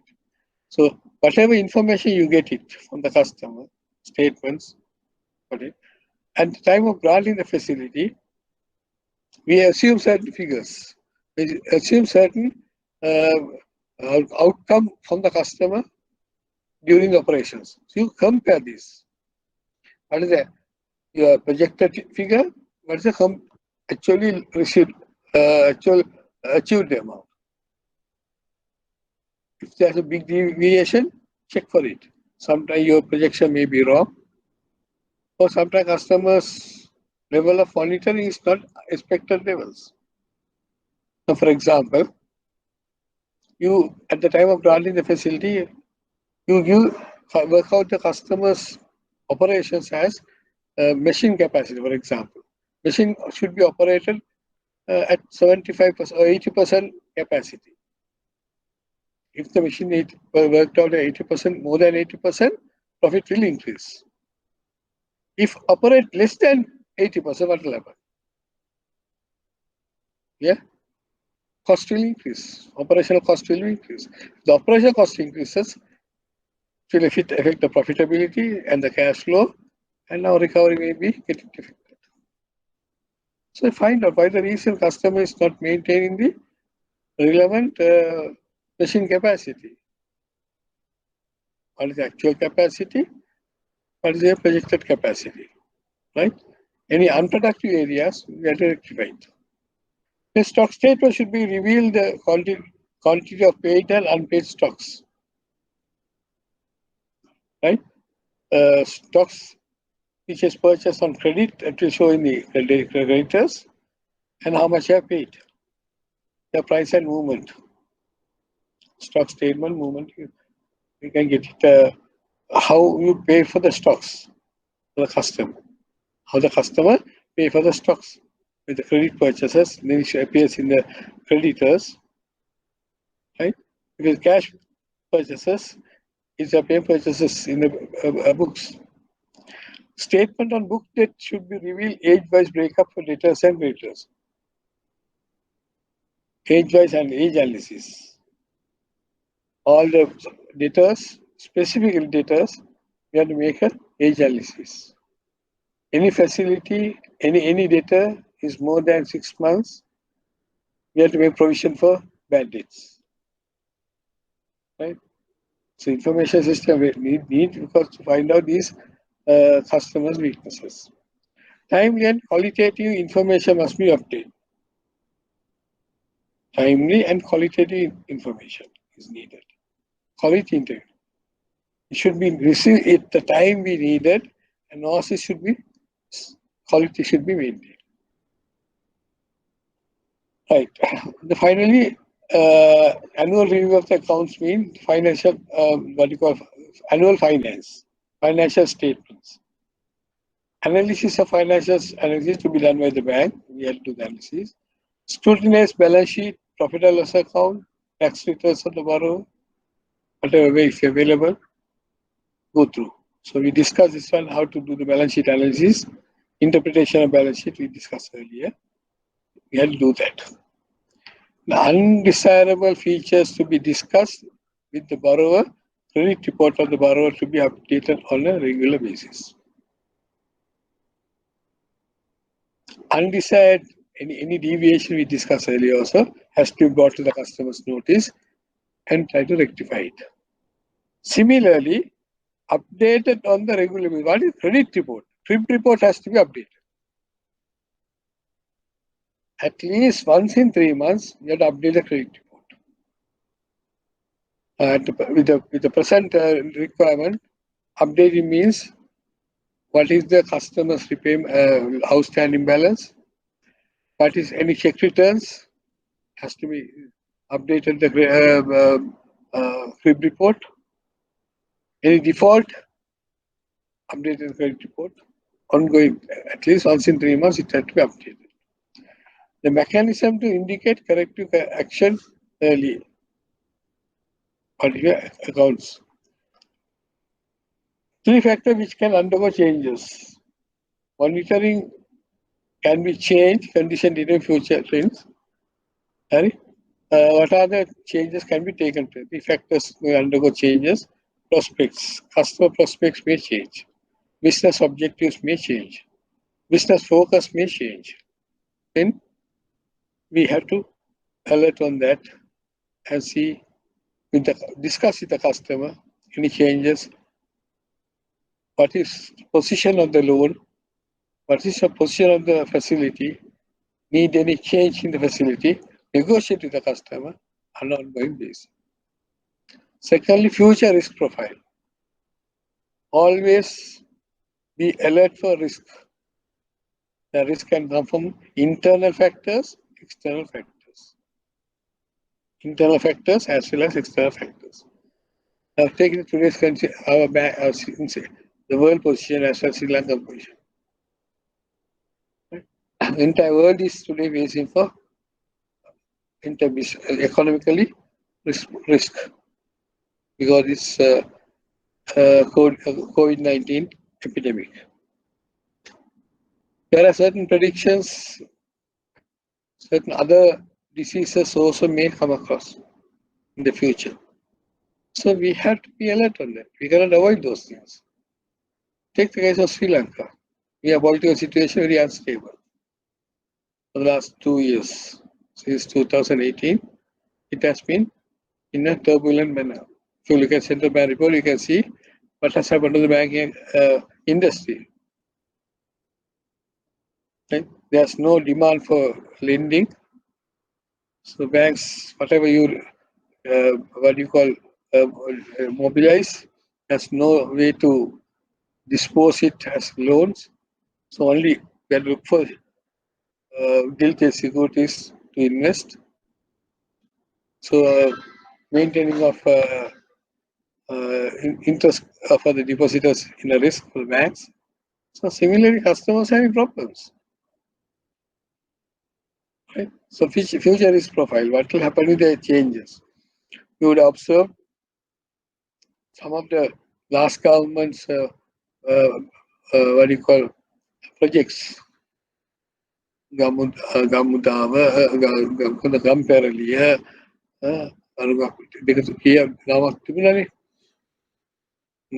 so all these things will come to standstill. So what is the position of the bank? Risk has increased.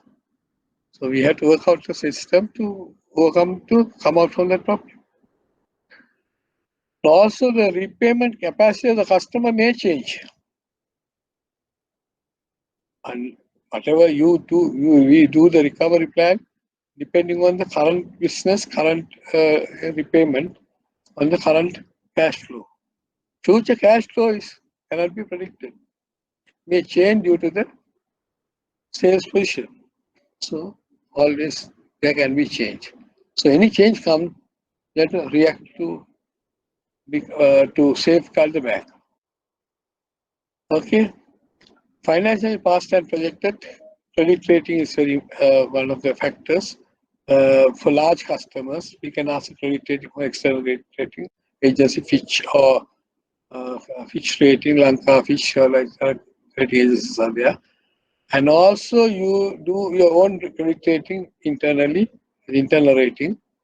The assessments of credit need ongoing basis. If any customer need for any further credit, look for the need and work out for a extension of the credit. Then terms and conditions of sanction, it may also change sometime, future trends. Then documentation and creation of secured interest. Documentation will not change, but secured interest may be changed due to the future trends. Right? For example, you are taken a property mortgage. That is at the time of granting the facility, everything was very favorable. But suddenly, if there's a government had decided to put certain development project in that area, so what will happen to your property, collateral? Secured interest we may lose it. So that be alert and wait and alert and see what the best option available for us to cover up our position. Okay. Post-release supervision, there are 3 stages. Regular supervised verification of security, regular supervised, that's I told everywhere. At least once in 6 months you have to do it. Stock verification and obtaining a scrutiny of control statement, stock statement, financial statement, repayment and rollover. These are 3 stages in post-release supervision. Okay, so let's have a break. And we'll continue with the after tea. Okay. Let's discuss the other one, the follow-up. Follow-up means after granting a facility, what action to be taken. after granted facility, action to be taken to uh, it is called credit. We normally call it credit procedure. Before the documents are gone for lodge, certain things to be carried out. That means what are the steps to be taken? The independent body has to go through regarding the facility, the proposal, the what do you call the credit facility, right? Those called the follow-up. That follow-up condition, there are two types. Firstly, financial follow-up. One is legal follow-up. Financial follow-up, normally we take that the quarterly financial statements, scrutinize the financial statement. Normally, quarterly operating financial statement means it is not be audited. It's a draft. So you know that public companies they are preparing for according to Companies Act. It is being published. Whereas private limited companies and unquoted companies, they are not publishing their reports.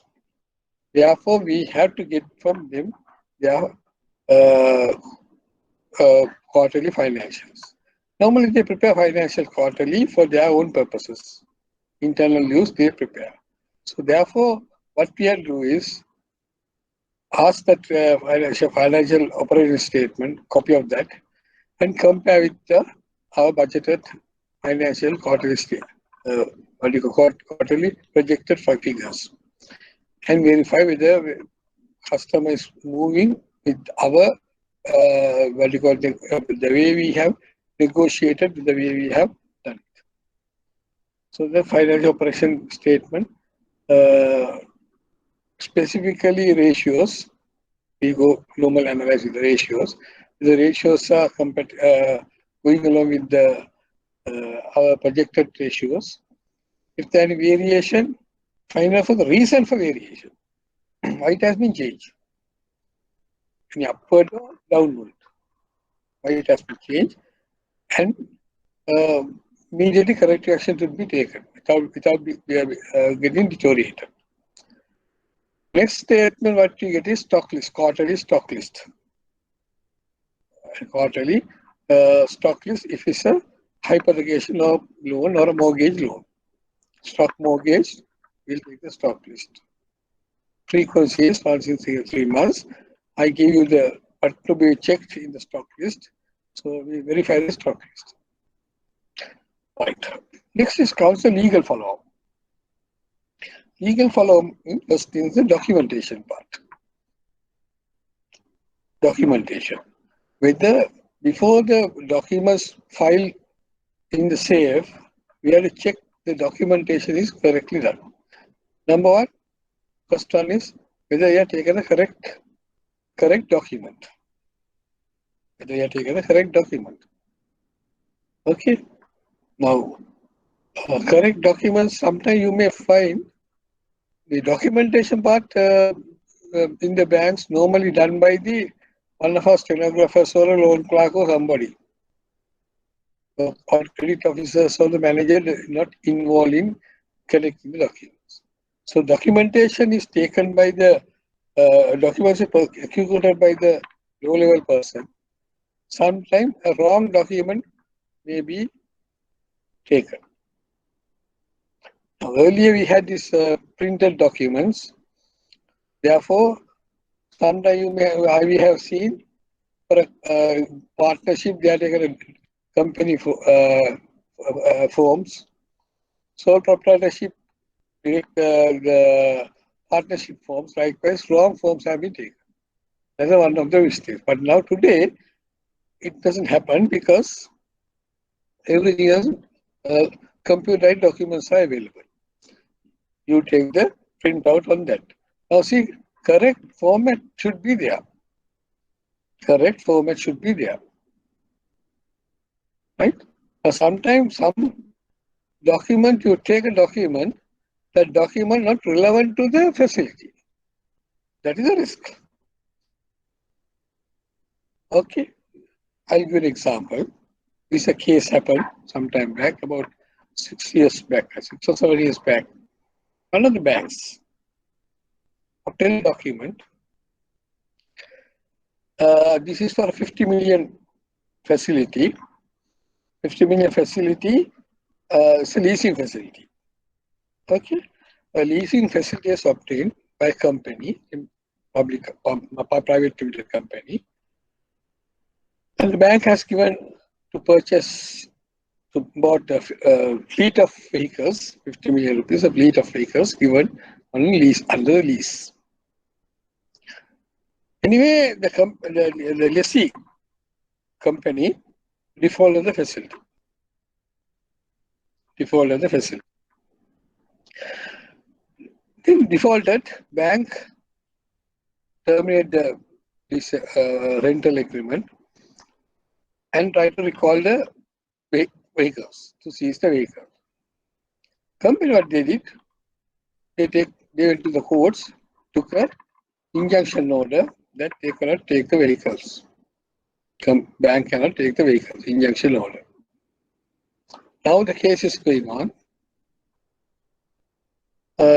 They found the directors, they filed action against the company for under the lease agreement, and for the guarantors to pay the default. For the guarantors, the directors have signed the two directors have signed the guarantee bond for that facility. Perfectly all right. Seem to be everything is all right. What has happened? In the lower courts, they found the guarantee bond which has taken is not in the correct format. Not in the correct format. In general, what is a guarantee bond? In the guarantee bond, what is the wording? Yeah, give the loans to so and so. If he defaults, I will pay. That's a normal guarantee terms. Normally in the guarantee bond, you say, you loan to so and so. If it's defaulted, I will pay. I'll take the responsibility to pay. That's a guarantee, personal guarantee. Now, in this case, the lessee company directors in the company argued about this guarantee. Then the guarantee bond say, give the loans to this company, wordings carefully, and if defaulted, undertake to pay the guarantee. Now, the argument was there in the courts was, pass the loan. Show the documents to that. The question raised by the company lawyers are, pass the loan. Show the documents to that the money has given to the company. Did the bank given money to the company to buy vehicle?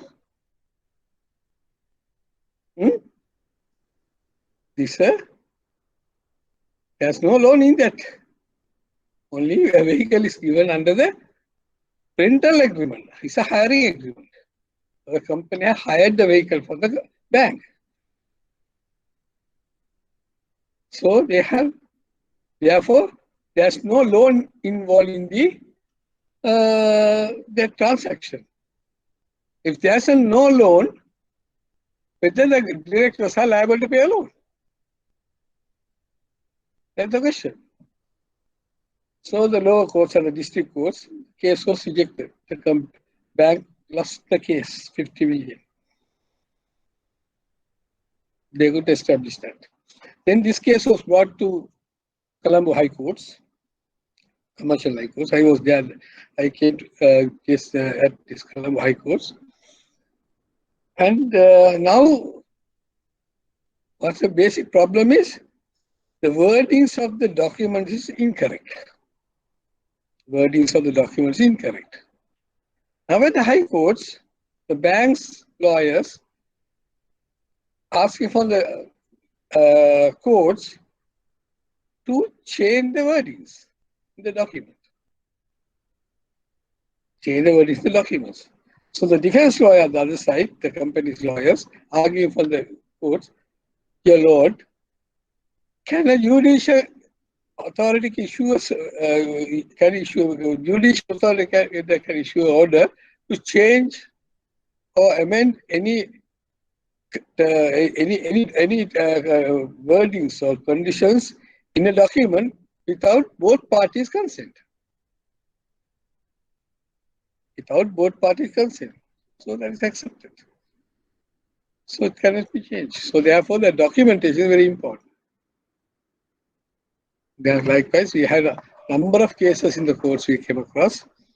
The documents were not perfect. Even now, we find that most of the banks and financial institutions, they take blank documents. Why take the blank documents? Why they take blank documents?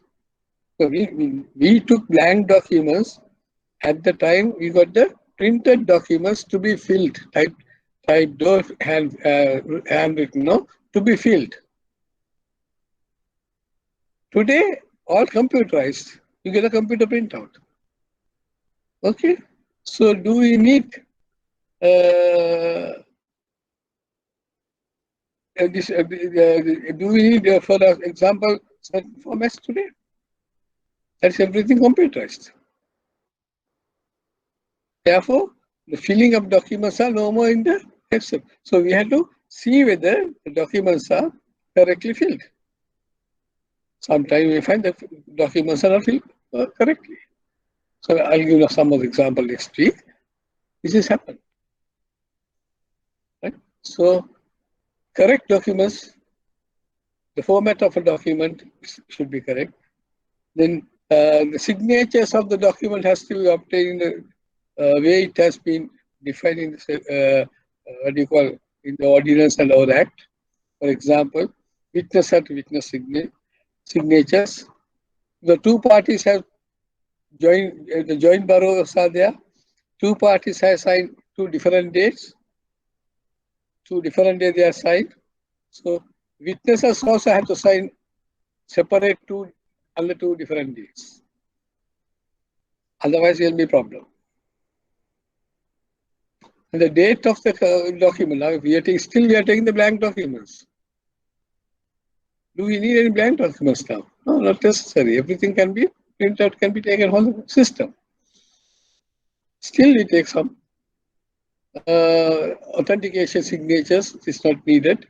We'll discuss at the Debt Recovery Act, which says what are the provisions given in the Debt Recovery Act. Okay. Later, next week, I'll show that what are the discrepancies now is happening in the documentation. So the correct documents, the signatures, executing the signature correctly, check whether the signature of the customer is tally with our internal documents. Sometimes application form signature does not tally with the loan agreement. Or loan agreement signature is not tallying with the current account signatures. That has to be checked before it is filed, before it is corrected, before documents goes in. Secondly, documentation, very important part is the stamps. Adequate stamp. We have to see at the time of execution what is the applicable stamp duty. What is the applicable stamp duty? According to stamp duty ordinance, it's sometimes you may find every budget, the stamp duty may be, they may amend the stamp duty. So we have to closely monitor and see what is the stamp duty to be paid. Stamp duty ordinance may be amended at the time of budget. So we have to see what is the stamps and how to pay the stamp. How to pay the stamp. Okay, so that also I'll take it to the other session, the Recovery Act, where how to pay the stamp duty and what are the methods of paying stamp duty and what are the requirements, legal requirements at present. Okay. Next important document is whether the signature of the document by an authorized person. signature of the documents done by an unauthorized person. Who is this authorized person? Individual accounts, joint accounts. Won't be no problem. We know that borrower are either individual person or joint. If it's a business organization, for example, is a sole proprietor or a partnership. We'll take first sole proprietor. Now, sole proprietorship, when the documents are executed for a sole proprietorship, there's a part of the signature is the rubber stamp. So that must be there. Rubber stamp of the sole proprietorship is a part of the signature. Account is maintained in the name, in the business name. So therefore, see whether properly that the rubber stamp is there with the signature. Right. Then we'll go to the partnerships. Who are authorized to sign the loan agreement? There are 5 partners in the business. 5 partners are there, and one of according to the current account mandate, two partners has to sign. We are given 3 partners given. Any 2 of them has to sign. Okay, 5 people are there. Out of that, 3 people have to, names are given. 2 of them can be signed. Now, who is authorized to sign the loan documents? Who are authorized to sign loan documents? Can that partners who have been signing the current account can execute the loan documents? No. According to Partnership Ordinance 1894, each and every partner is liable for all the transactions individually and jointly. All the liabilities and charges. Therefore, all the partners have to sign the documents. All the partners have to sign the documents. So the loan documents has to be signed by, for example, if you have 5 partners, all 5 partners have to sign. Otherwise, that document is legally not enforceable. Right? Next comes to a limited liability company. The limited liability company, who is authorized person? Again, we'll take, there are 5 directors in the company. Out of the 2 directors have authorized to sign the checks. Out of that, 2 directors are authorized to sign the checks. Now, can the 2 directors sign the loan documents? They are not authorized. They have to be specifically authorized. Right? This authorization should come from a board resolution. So we have to obtain a board resolution who are authorized to sign the documents. That person only can borrow. In that board application, the board resolution, they had to name the person who had to authorize sign, and the authority limit. And the authority limit for they having to sign the document.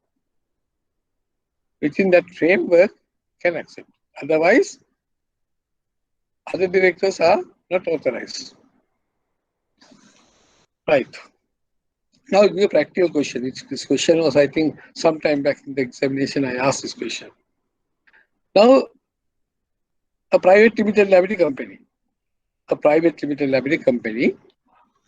In the morning, there are some checks have come by the clearing. Funds are not sufficient. So, in the bank, contact the director who has authorized to sign the checks. Ask from the director, funds are not sufficient, about the payment of the check. So director says to the manager to pay the checks. They will reimburse the money or deposit the money during the time, or whatever it is, within 1 day or 2 days, request from the bank.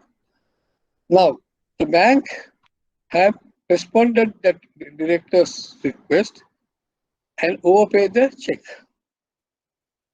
and overdraw the account. Now overdraw the account. When the problem is now overdrawing account, current account, whether there's authorization from the company? No. It has to be from a board resolution only get approval authority. So there's no authorization. Operate a current account, you got authorization for that person, but not to overdraw the account. Overdrawing is borrowing. To borrow, separate authorization should be there. Signing the check and overdrawing the account, two different matters. If the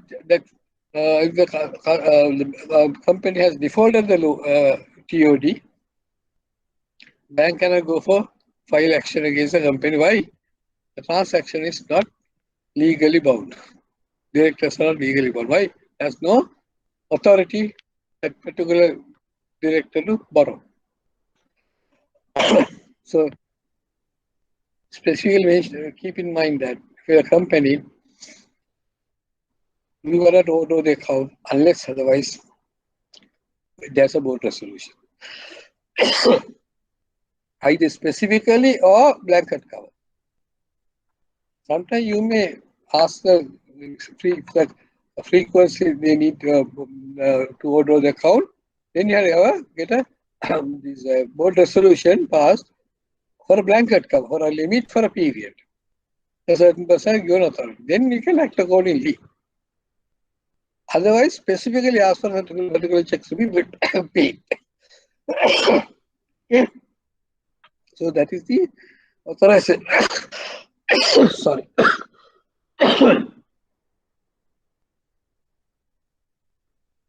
Who is authorized to sign the document?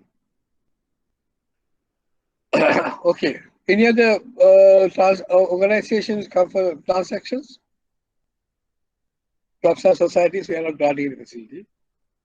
Therefore, it doesn't arise. Who is authorized person? If you have a power of attorney, if a power of attorney given for a person to exercise on behalf of him, that person can sign the documents. If the power of attorney specifically give the power to sign the documents on behalf of the principal. When we accept a power of attorney, basically two things has to be looked into. One is the power of attorney has to be accepted by the bank. All the power of attorney is prepared by the lawyers. There may be clauses where what you call liability clauses, onerous clauses may be there. So normally you have to refer to the power of attorney to the legal department and see whether they can accept the power of attorney. Secondly, power of attorney has to be registered at the RM, Register General Office. Register General Office, the power of attorney has to be registered. Right. Thirdly, at the time of executing the document, power of attorney should be in force. That means it should not be revoked. This is a very important part. At the time of executing the document, the power of attorney should be in force. In force in two ways. One is it should not be removed, or the power of attorney has not been removed earlier prior to this one. Sometimes you may find they are not informed the bank, but power of attorney can be revoked by the principal. Whenever power of attorney is revoked by the principal, the paper notice should be published. It is not necessary to inform the bank. It has to be, requirement is when you are revoked, it has to be published in the newspapers. So therefore, it's very important for us to go through the newspapers. This information is very careful. Any power of attorney revoked, and the revoke is applicable to us. If it's revoked, so the transaction bank is liable for the principal. Next important factor is at the time of execution by a power of attorney, the principal should be living. Principal should live at that time of executing the document. Otherwise, what will happen? If the principal died before the execution of the power of attorney, that power of attorney is already revoked and no authority. So bank has to be very carefully go through when you take a power of attorney, carefully analyze, get a confirmation about the principal whether leaving or not. Okay, some practical problems we are facing when you're going to execute a power of attorney. Other than that, we don't have anything. So when the loan document is signed, see the power of the person who have executed power of attorney. Next important thing, the legal follow-up is the properly executed loan agreement, legal, what do you call, security documents has to be executed the way it is there in the legal manner. It should be legally executed. Now we'll take certain documents, how to execute. We'll take case of a mortgage fund, mortgaging movables, mortgaging a movable. What is the legal requirement?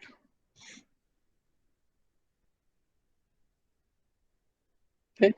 It can be executed by the bank, anybody, and it can be prepared by, not necessarily by a legal officer, lawyer, no, not necessarily. But we have a standard format, we get a legal officer to prepare because the legal terms has to be incorporated. Otherwise, it's not legally not needed, necessary. But the requirement is, the requirement is, it has to be registered at the land registry within 21 days. This is comes as this is where it's specified in the registration of document ordinance, section 17. According to section 17 of the registration of document ordinance, it has to be registered within 21 days, excluding Sundays and public holidays. Otherwise, that is not valid. Okay. Then, if it's a movable, it's an immovable property. Property mortgage. How to execute a property mortgage? How to execute a property mortgage? That has to be a notarial deed. Prevention of Fraud Ordinance, Section 2, is gives a property mortgage has to be executed by a notary public. Notary public. So it is not necessary, the registration procedure is not specified anywhere. Property mortgage registration is not mentioned in the registration of document ordinance. But the prevention of document ordinance says it is a property mortgage, any execution of a document in regarding a immovable property has to be registered immediately on execution. That's the time bar. It has to be registered immediately only on the execution. And according to the prevention of fraud ordinance, whoever registers first getting the priority on the property. That's a legal side. So the property mortgage has to be attested by a notary public and registered the land is immediately. There's no time bar for that. Whereas the movables, you get 21 days. Okay. Then again, it is a movable. So movable, there's another place to be registered. Any movable mortgage or movable, it has to be registered at the security registration at the CRIP. It has to register the CRIP and the Security Registration Act. It has to be registered there. So see whether these things have been done prior to lodging the documents in the safe. This is a legal follow-up. Okay. Then check whether this registration has been done at the proper place at the land registry. That was important. Proper page, proper folio, in the proper volume. If it is registered somewhere else, not under proper volume and page, the continuation or the legal title will be getting breaked. So you have to rectify it before it is filed. I'll give a case for you to understand the gravity of it. There was a case. Normally it happens when you send for land lease for registration. It takes long time, 3-4 months sometime, to register and return back. When you send a document to a land registry for registration, after some time, about 3-4 months come, the document being returned by the land registry. So see that stamp was there, land registry stamp was there, and documents was filed lodged in the safe. The documents. When the customer defaulted, after some time, customer defaulted facility. We took the facility, the documents to send, scrutinize the documents to send to the courts. We found that land registry, the register of lands, made a comment on that document. Registration declined. Registration declined. It has not been registered. So when you return a document from the land registry, check whether it is registered in the proper portfolio, in the proper correct page. It's happened. It's happened. I mean, I have an experience. Right. Okay. So it has to be properly executed means what is the legal requirement on execution? Whether they have followed that legal requirement. Whether bank has followed the legal requirement. Then complete in all aspects. Complete in all aspects. Whatever requirement according to the legal requirement and according to the bank's policy requirements. For the bank's policy, how documents to be taken, what are the action to be taken, all that should be completed. And finally complies with the terms and conditions. The terms and conditions have been specified properly. Right. Next one comes to insurance. Right. Now insurance cover, this has to be covered. We discussed earlier, insurance to be obtained to the full value of the asset. Full value of the asset, we have to take that. Then only a risk is covered. When it comes to renewal, if it's a renewed document, in the renewal case, see it has been renewed with the covering of all the risk. Risk what we have already discussed in the first loan insurance policy, that has been renewed accordingly.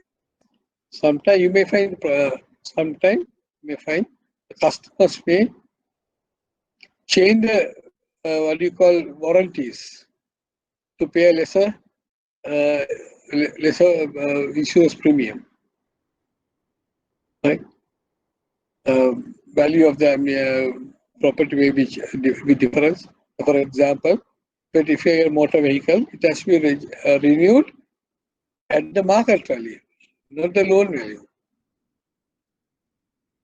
Sometimes we may look into your to favoration to the customer to not to pay high interest rate renewal fee for the insurance company.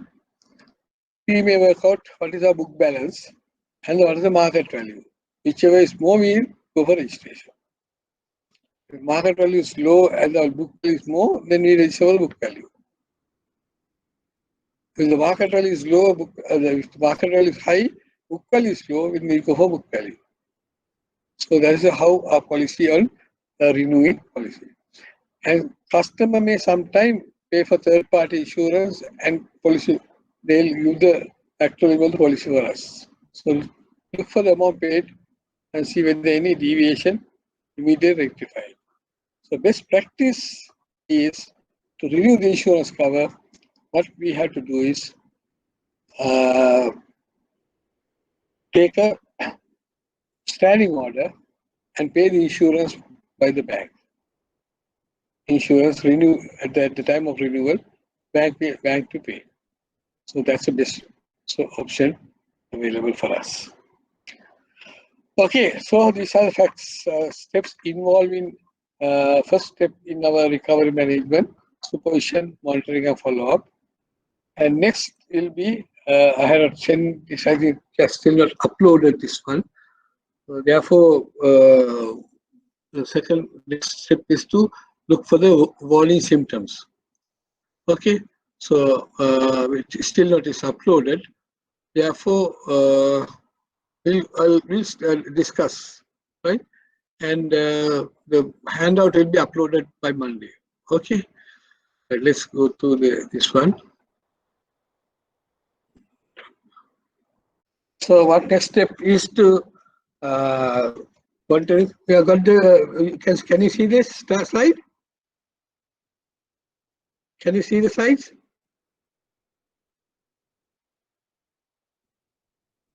Can you see the slide?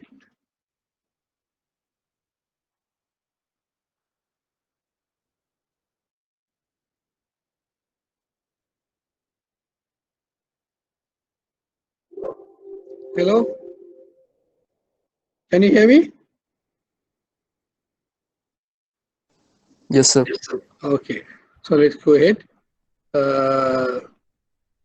After carefully go through the when you're going through the supervision and monitoring process, what we try to find out is identify the potential, the warning symptoms. What are the warning symptoms for non-performing advances? The objective of supervision, monitoring, and follow-up is to identify whether loan is going a good credit or a bad credit. Going good towards favorable side or going for a negative side. Therefore, and what action to be taken. If you're going good, you allow as it is. If you're going bad, you have to take action immediately to rectify the system. That's what important. So now, process of info we discussed, the monitoring super follow-up.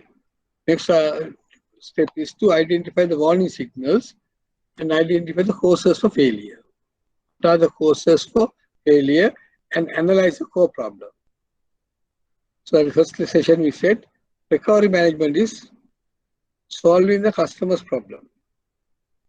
If the customer's problems are solved, our problems are automatically solved. Therefore, identify the problem of the customer is very important.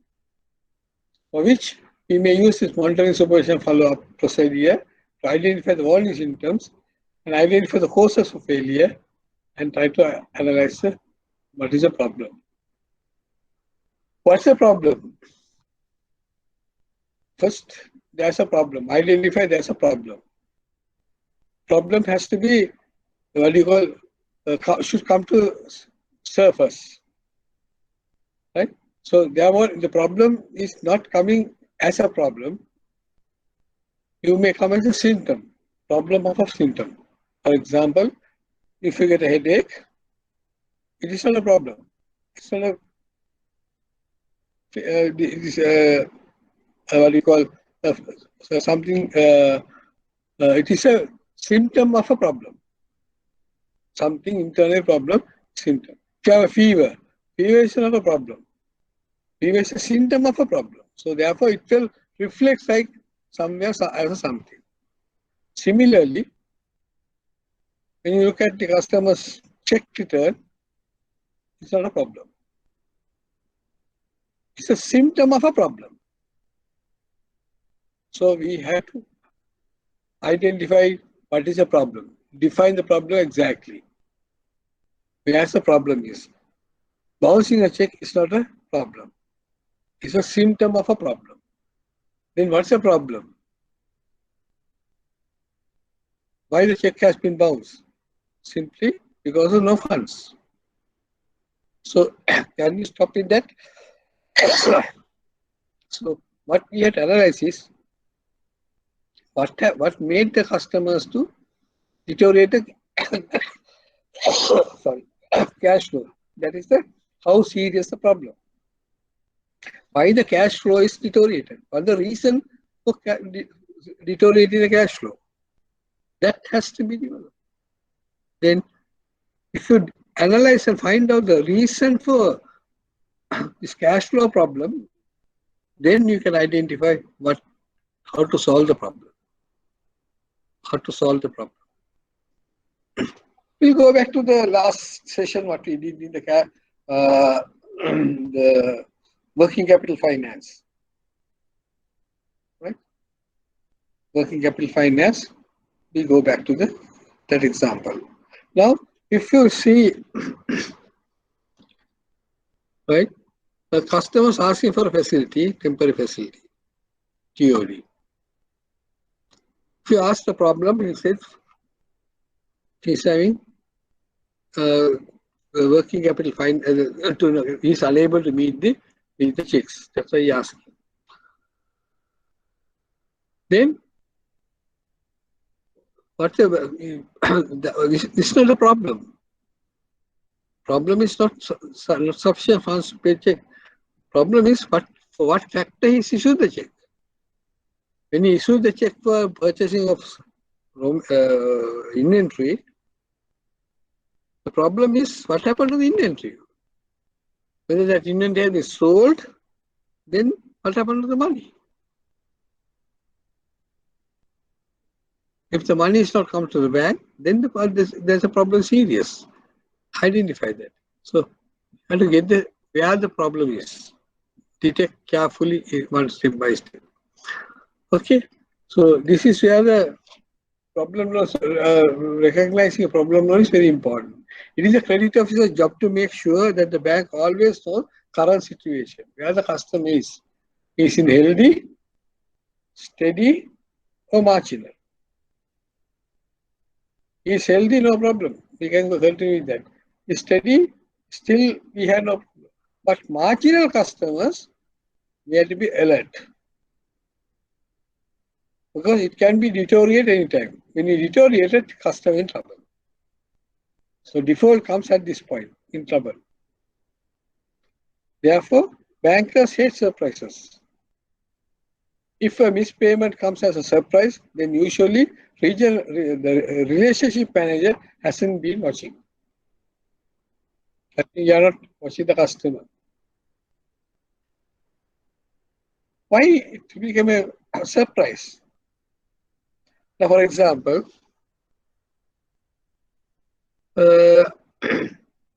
bank has developed certain systems.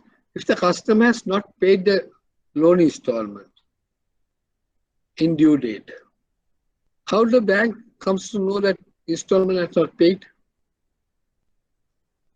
In the earlier system, manual system, when the customer not paid, the amortization card returned from the ledger department to the loans department, and immediately we know that the customer has not paid. Immediately try to contact the customer or send a reminder. Those are in our telephones, so send a reminder. Printed reminders are there.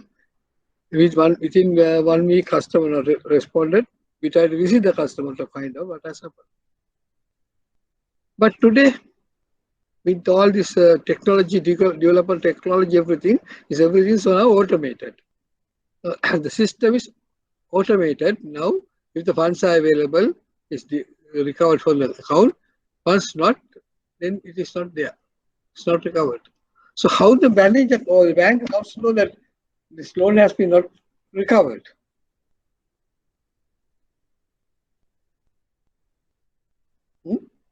Mostly it's a problem. So after 3 installment fallen in due, is transferred into NPA, non-performing section.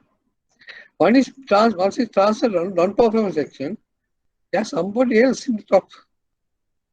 The regional office or the credit control department somewhere, the head office, observing your performances.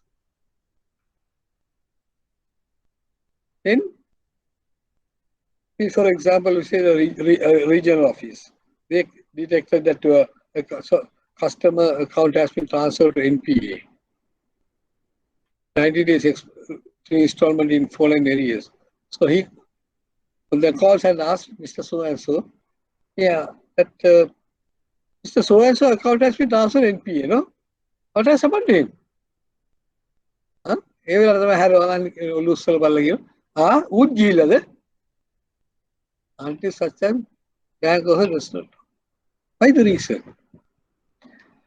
Because the reason is the system generates a statement.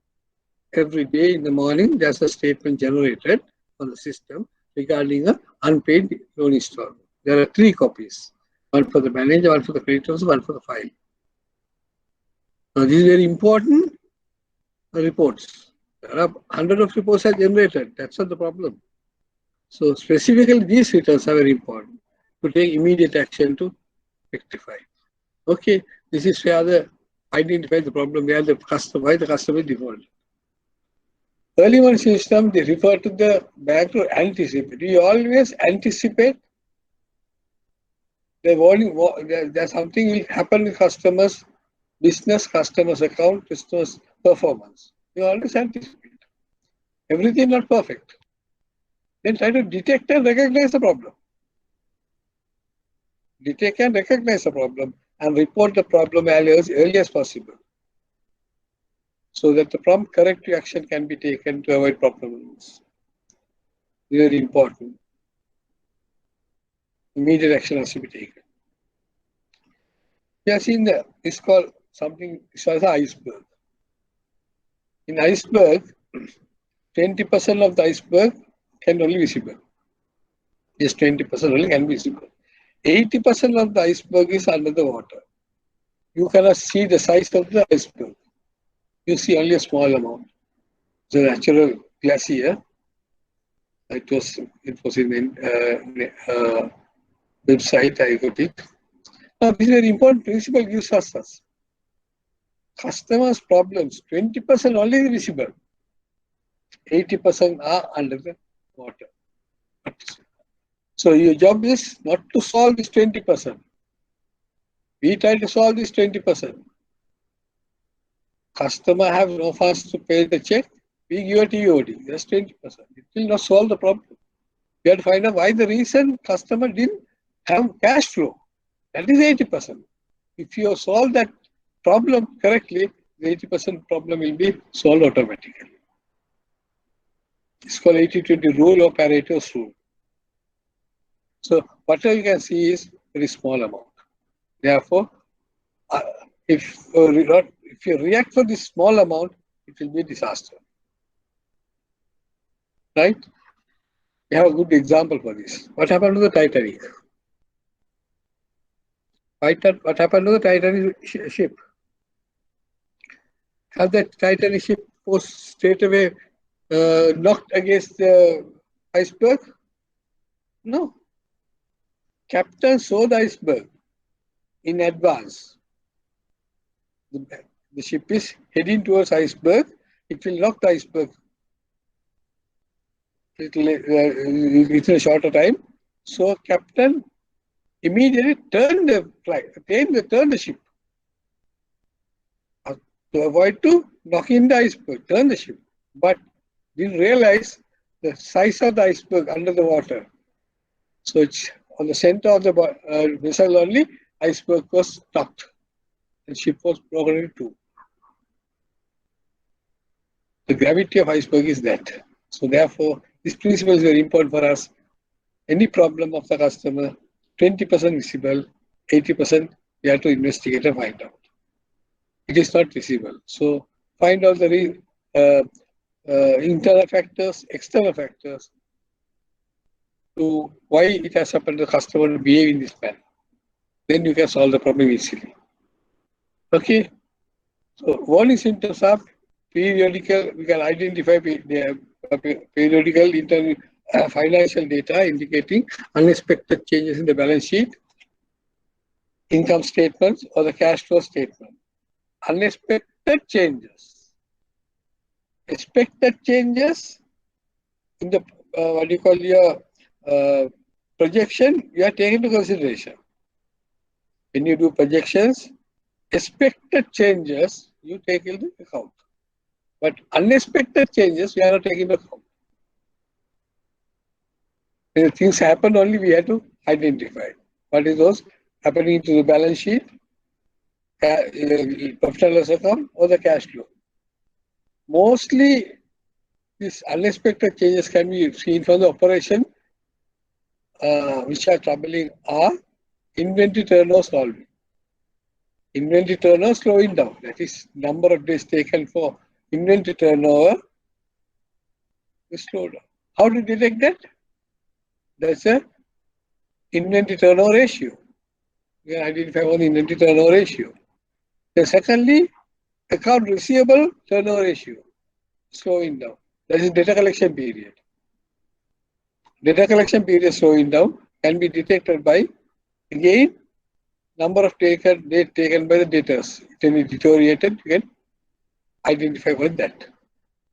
Then managers answers to question of their inability to do so is a problem. Okay, prevention early, continuing due diligence. Early prevention is the answer for reduce the NPA levels in the banks. Early attention. Prevent which is going bad. Raise your issue as a question, not an accusation.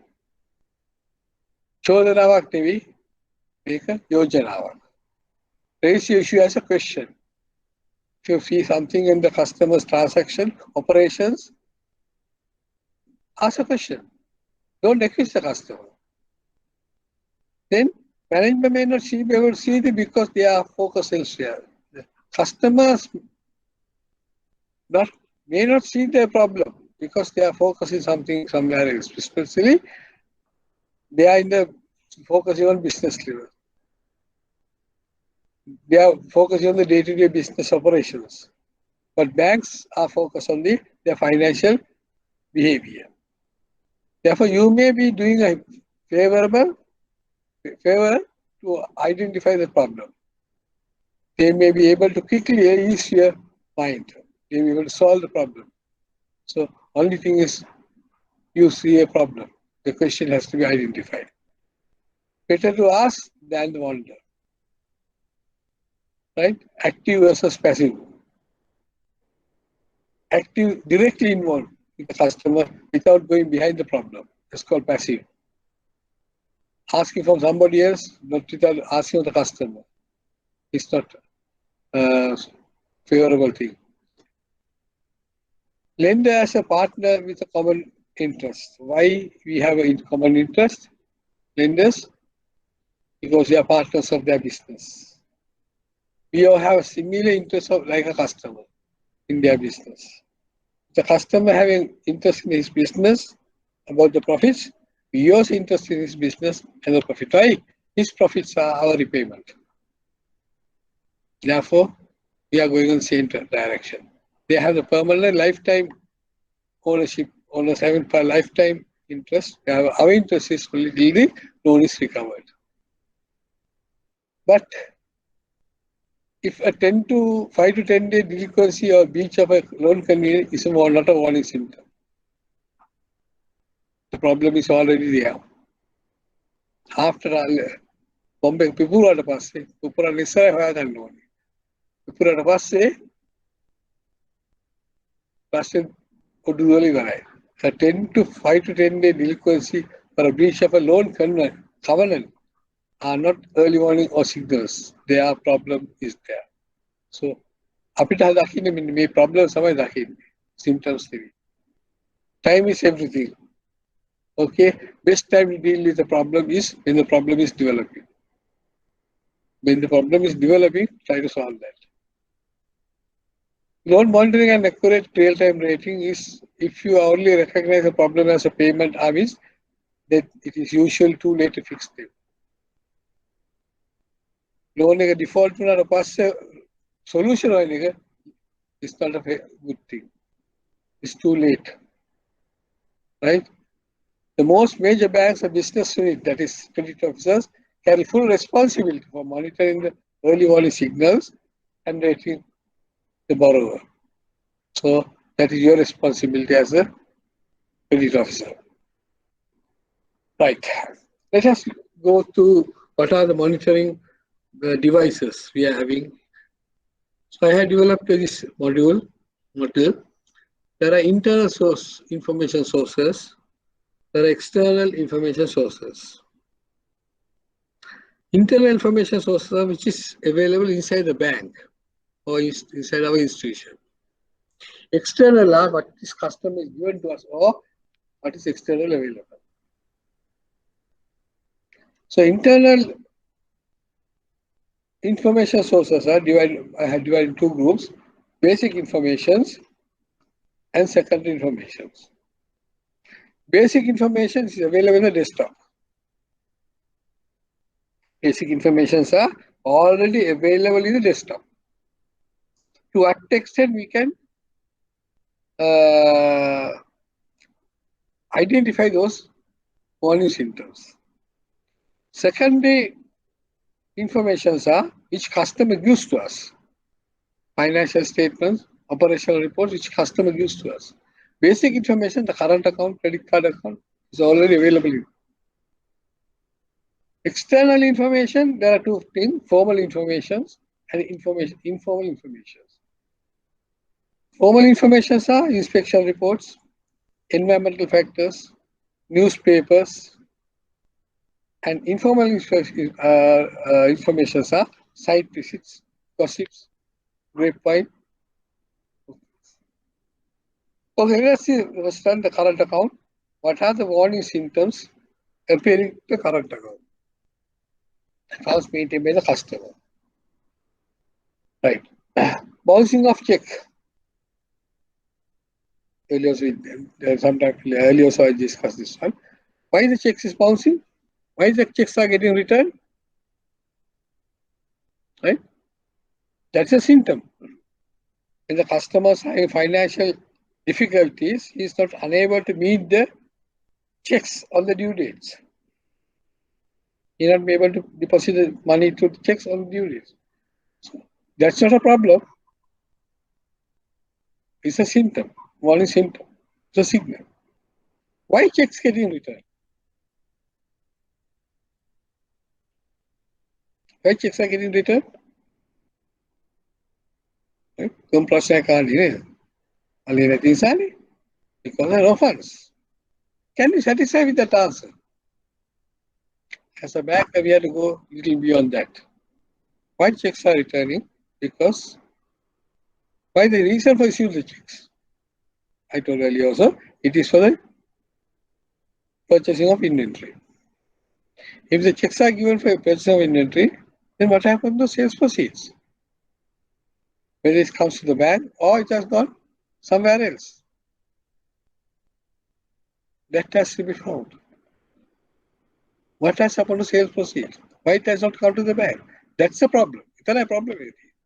We have to solve that. Can you find out the date of the check was issued? Check issue කරපු date එක හොයාගන්න පුළුවන්ද අපිට? Face එකේ තියෙන date එක නෙවෙයි. Not the date on the face. Check උඩ තියෙන date එක නෙවෙයි issue කරපු date එක. You can find out. Go to the system. Open the system. See when this checkbook was issued. Date of the checkbook was issued. Then you may found that checkbook was issued for 3 months of 2 or 3 months back.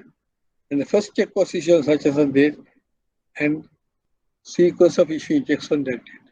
That means check has normally is a post-dated check issued by the customer, comes today for payment. Now whatever purchase 1 month or 2 months back has been already sold and realized the funds. Now the funds are not come to the bank for payment. So it has gone somewhere. It's a problem. that customers management decision weakness at not use the fund sales proceeds for payment of checks. Following source. Devening stop payments. Step payment is payment stop kara is customers. Now it is mostly now we charge the RD commission on stop payment, big amount of stop payment. Therefore, it has reduced to a certain extent. The stop payments without funds, returning a check without funds, we'll discuss later, is a criminal offence. It's a criminal offence under the Recovery Act number 22 of 1990. Right. Next problem is frequent overdrafts or continuous overdrawing. Continuous overdrawing or frequent overdrafts. If a customer asking frequent overdraft TODs, that means the customer having a permanent problem, not a temporary problem. I told you earlier, TOD is not an instrument to cover up temporary problems. It is big in finance. If a customer frequently asking for TODs, that means he's having a permanent problem. We have to solve that problem. It is not a temporary issue. Other one is continuous overdrawing. Now, these are one of the dangerous signals. Now, the customers, if you look at the current account, mostly borrow on the first they borrow, and 30th they settle. Again, following month, first they borrow, 30th they settle. Look at the behavior.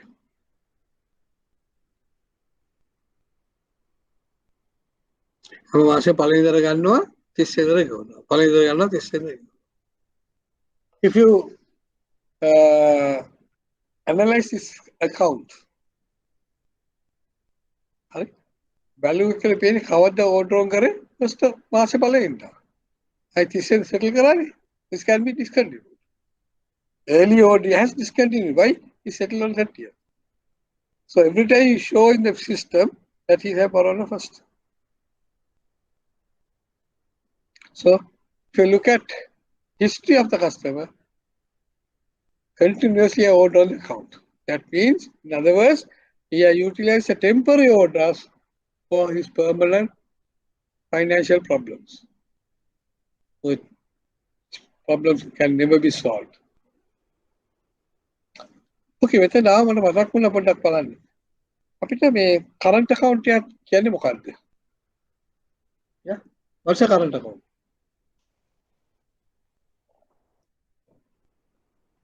Yeah. From the banker's point of view, what is a current account? Current account is දකින්න ඕනේ. How we should look at a current account? Current account is reflection of the customer's financial behavior and financial discipline. We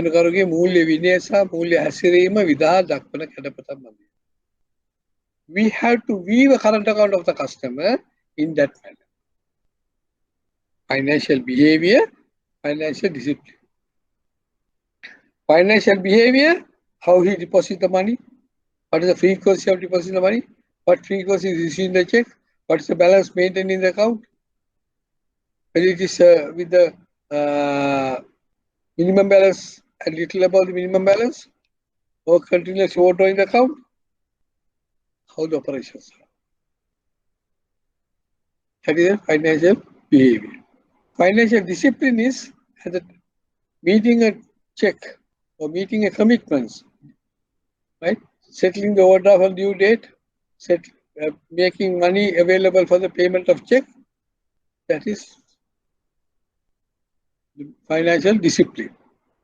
So you analyze that. When you look at the current account of a customer, you can identify 5 types of customer behaviors. 5 types of customer behavior. The first one is You can identify behavior by first customer. I earlier told you, he is borrowing on first, settling on 31st. පළවෙනිද ගන්නවා 30 වෙනිද ගන්නවා. දිගටම borrow කරන් ඉන්න. What is that behavior?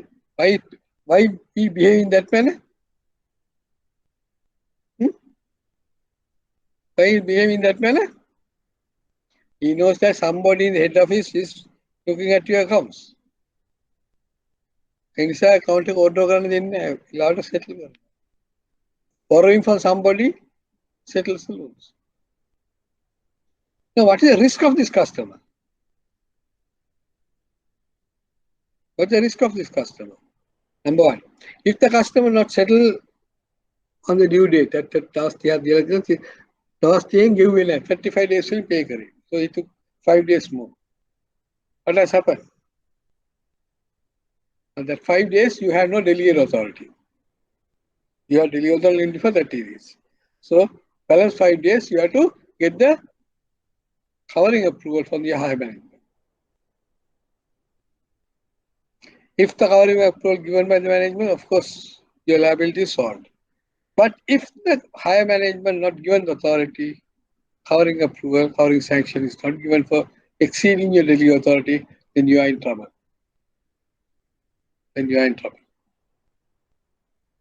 Secondly, what frequency you can grant TODs?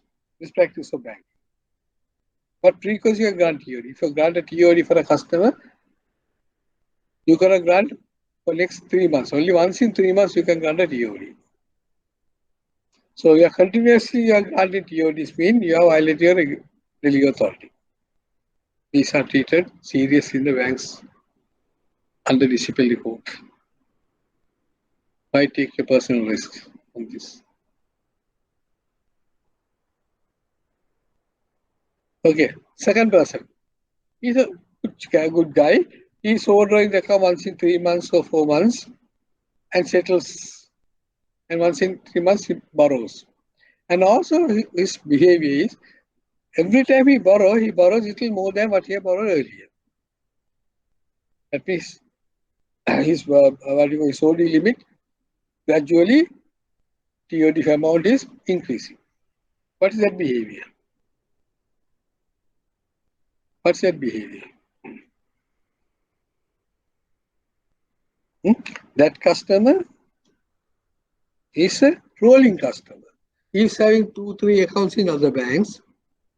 So borrow from one bank, settles the other bank's OD. To settle this bank's OD, borrow from the other bank. And he rotating the overdraft among the banks.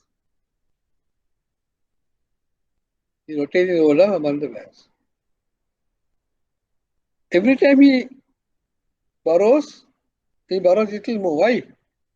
To pay the interest of the other bank. OD interest given borrow karla. That's the customer. So be careful. Behavior. Third customer. Loku float එක පෙන්නනවා. Balance එකක් පෙන්නන account එකේ. Loku float එකක් පෙන්නනවා. But it's not his money. Others' money. Facilities ගන්නවා. කවුද ඒ customers ලා? ಜಾತಿ දෙකක් ඉන්නක money lenders ලා ඔය account maintain කරනවා. Deposit others checks. Then අනිත් එක තමයි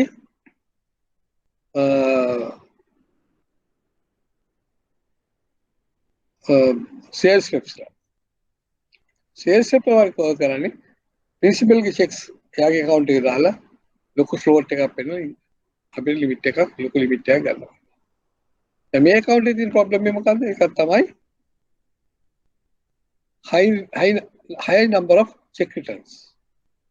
Deposit check වලින් භාගයක්ම return වෙනවා. So operational cost is very high with that customer. I have a check return number commission එකක් ගන්න ඕන ලංකා clear එකට. ඒ වගේම operational check return process කරන්න වෙනම clerk කෙනෙක් දාන්න. So you have a high operational cost on that. right? The high float take up in customer, sometimes he may borrow. May customer risk number one. Now this customer deposits others checks. What is the role of collecting bank? Section 82 of the Bill of Exchange Ordinance. You can collect a check for a customer. Right? You are liable to true owner of the check. Check for the deposit paraganwa නම් ඒක නියම හිමිකරුට රැස් කිරීමේ බැංකුකරු වගකීමට යටත් වෙනවා. You are liable for true owner. Now these are there true owners? Fraud check එකක් ආව නම් bank is liable to the true owner.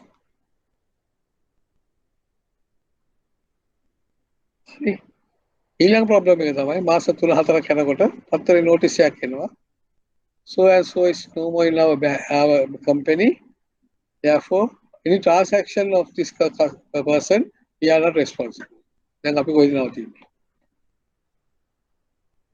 So when you open an account for sales reps, careful. ඒ තුන්වෙනි එකේද හතරවෙනි එකේද හතරවෙනි එකේද හරි වෙලාවට කලාවට වැඩ කරන පුද්ගලයෙක්. වෙලාවට කලාවට වැඩ කරන පුද්ගලයෙක්. පත්තිනවා වගේ.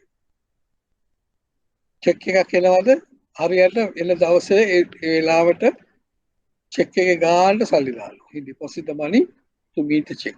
Exactly amount. Account balance is not more than the minimum balance required. ඒක වැඩි වෙන්නේ නැත්නම් අඩු වෙන්නේ නැහැ. He never deposit more than that or less than that. So he maintained the minimum balance. කවදාවත් check එක bounce වෙන්නේ නැහැ. There's no check return for him. And he never asked for OD. කවදාවත් OD එක ඉල්ලන්නේ නැහැ. හරි හොඳ customer කෙනෙක්. So he maintained the account in such a manner, minimum balance is maintained. He never increase or decrease, and no check returns, no stop payments, no OD, maintains the account. Only the customer. Now this customer we defined as bankers as unproductive customer. Pathol. He take a good time, or he take a balu. Hey? TOD කවදාවත් OD එක කියලා නෑ. අපිට commission එකක් හම්බ කරන්න වෙලාවකුත් නෑ. Stop payment එක කරලා ඒක කොමිෂන් එකක් ගන්න නෑ. චෙක් රිටර්න් එක දීලා අපිට කොමිෂන් එකක් ගන්න නෑ. මිනිමම් බැලන්ස් එක තියන් ඉන්නේ ඊට වඩා වැඩි වෙලා අපිට ඒක invest that money and earn something ඒකත් නෑ අපිට. So හිතත් එක නැතත් එකයි. Okay. හතරක් මම කිව්වා. පස්වෙනි ඇවිල්ලා එයා තමයි best customer. He regularly deposits money. Always funds are available in the account to meet whenever checks comes. Always in advance he deposits the money. Whatever his sales proceed, he deposits to the account. So the account is always having a balance in this account. So that money can invest in the money market and earn something for the bank. And if you have a problem, he comes and discusses the problem. He asks for overdraft facility. He settles on the due date. And no check returns, checks, never allows checks to be bounced. That's the best customer. Look for that customer. That's the best customer. Okay, so these are important information about the customer. What you can see from the operation of the current account, what is the position of the customer. Right? Then, next, the stagnation of operations, current account operation.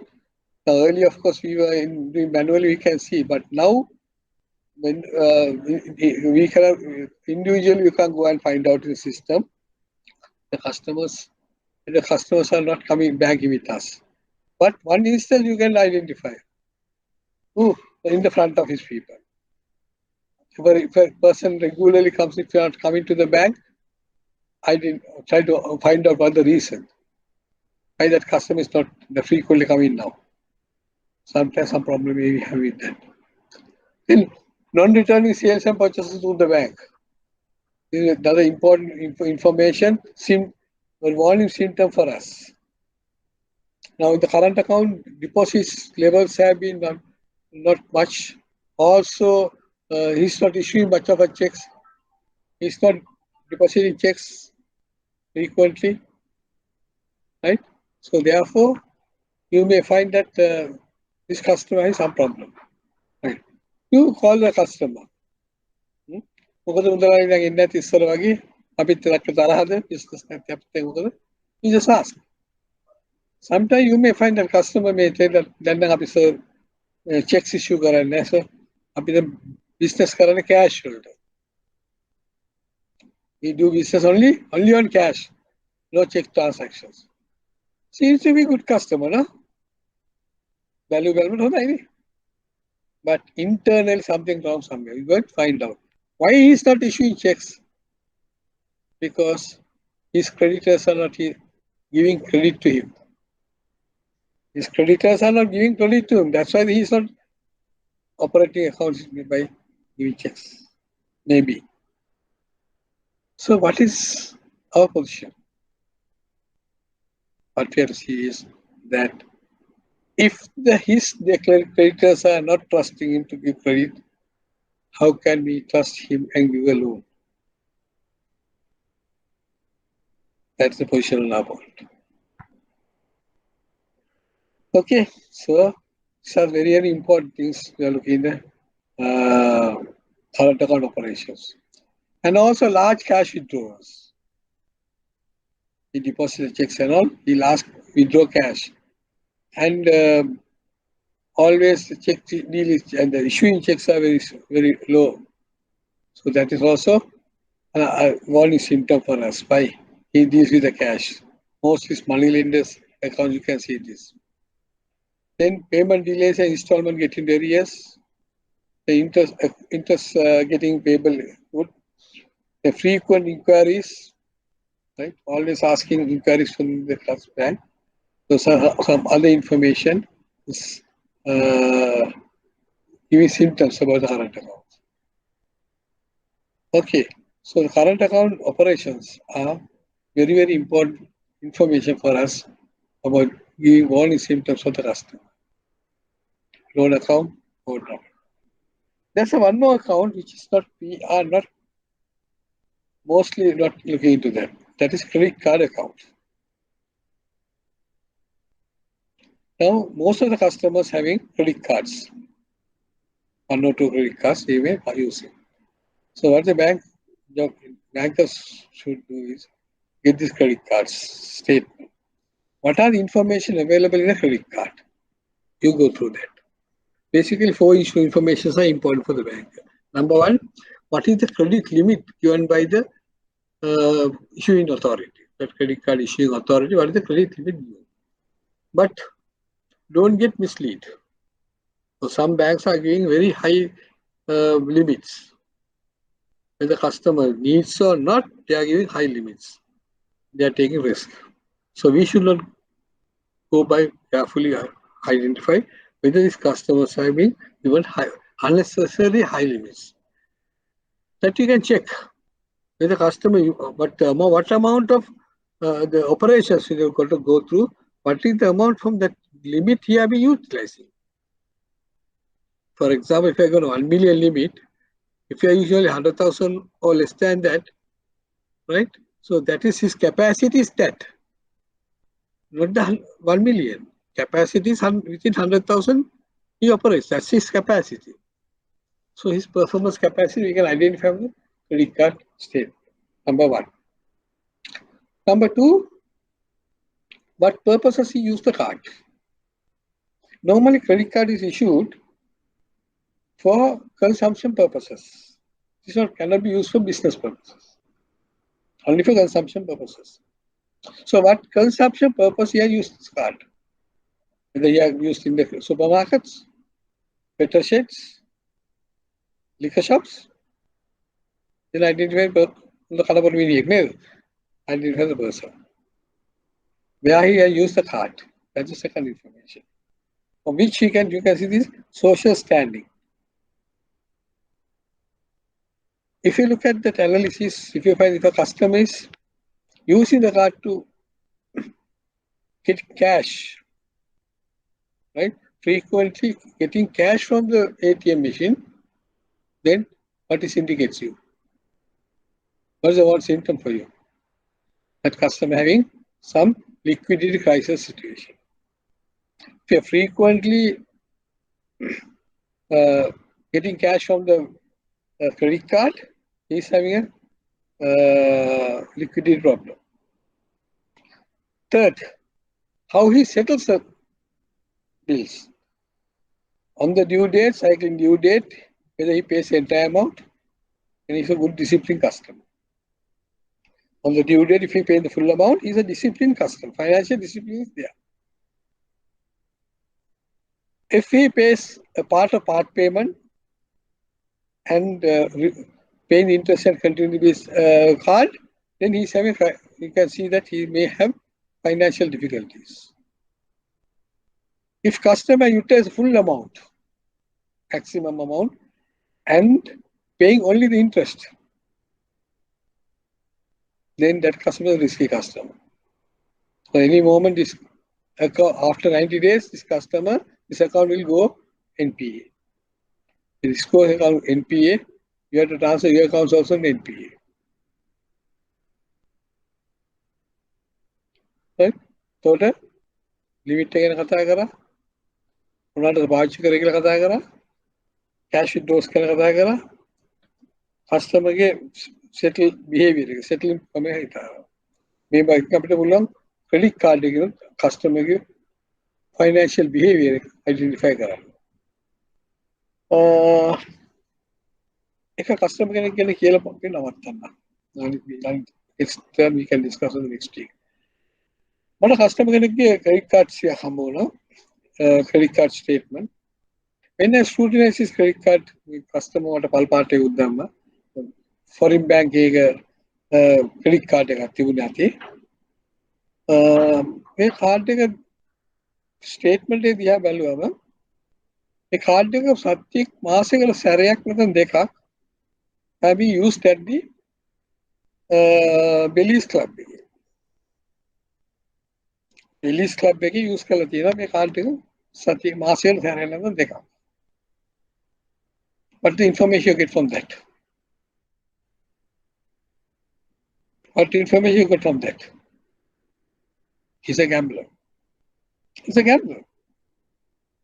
Belize වගේ තැන්වල card එක use කරලා තියෙනවා නම් ඒ ATM machine එක සල්ලි ගන්න දින කියලා තියෙන්නේ.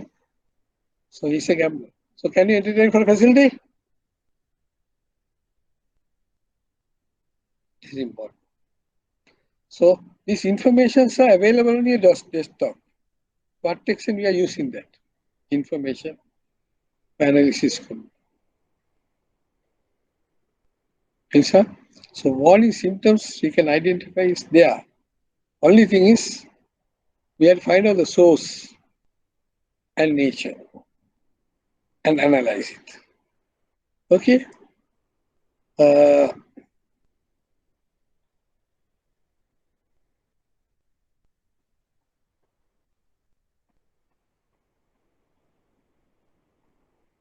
Okay. Other indicators, we have discussed some of this earlier also. Financial indicators, right? Internal, external, what you call basic information, secondary information. What statement customer given to us, right? Customer financial statement, if you analyze, you find that accounting is manipulated to maximize the short-term earnings, right? That means it can be manipulated. And for example, sales can be increased. When the sales are increased, the profit is increased. So profit as you work out the ratios, the profitable ratios, everything perfect. But on the other hand, sales are increased, it's not, cash has not come. That means credit sales has increased. When the credit sales are increased on the other hand, right, debtors are increasing. The debtors are increasing, bad debts are increasing. And that has not shown here. That part is hidden. So you show only the good position of the financials. Be careful. Then auditors are not changed every year. Auditors not well-known auditors or company outside the industry expertise reports are late. Those are with regard to audit reports. Always we find audit reports are late because sometimes you may find the customer may have some information not given for the auditors to prepare the auditor's report.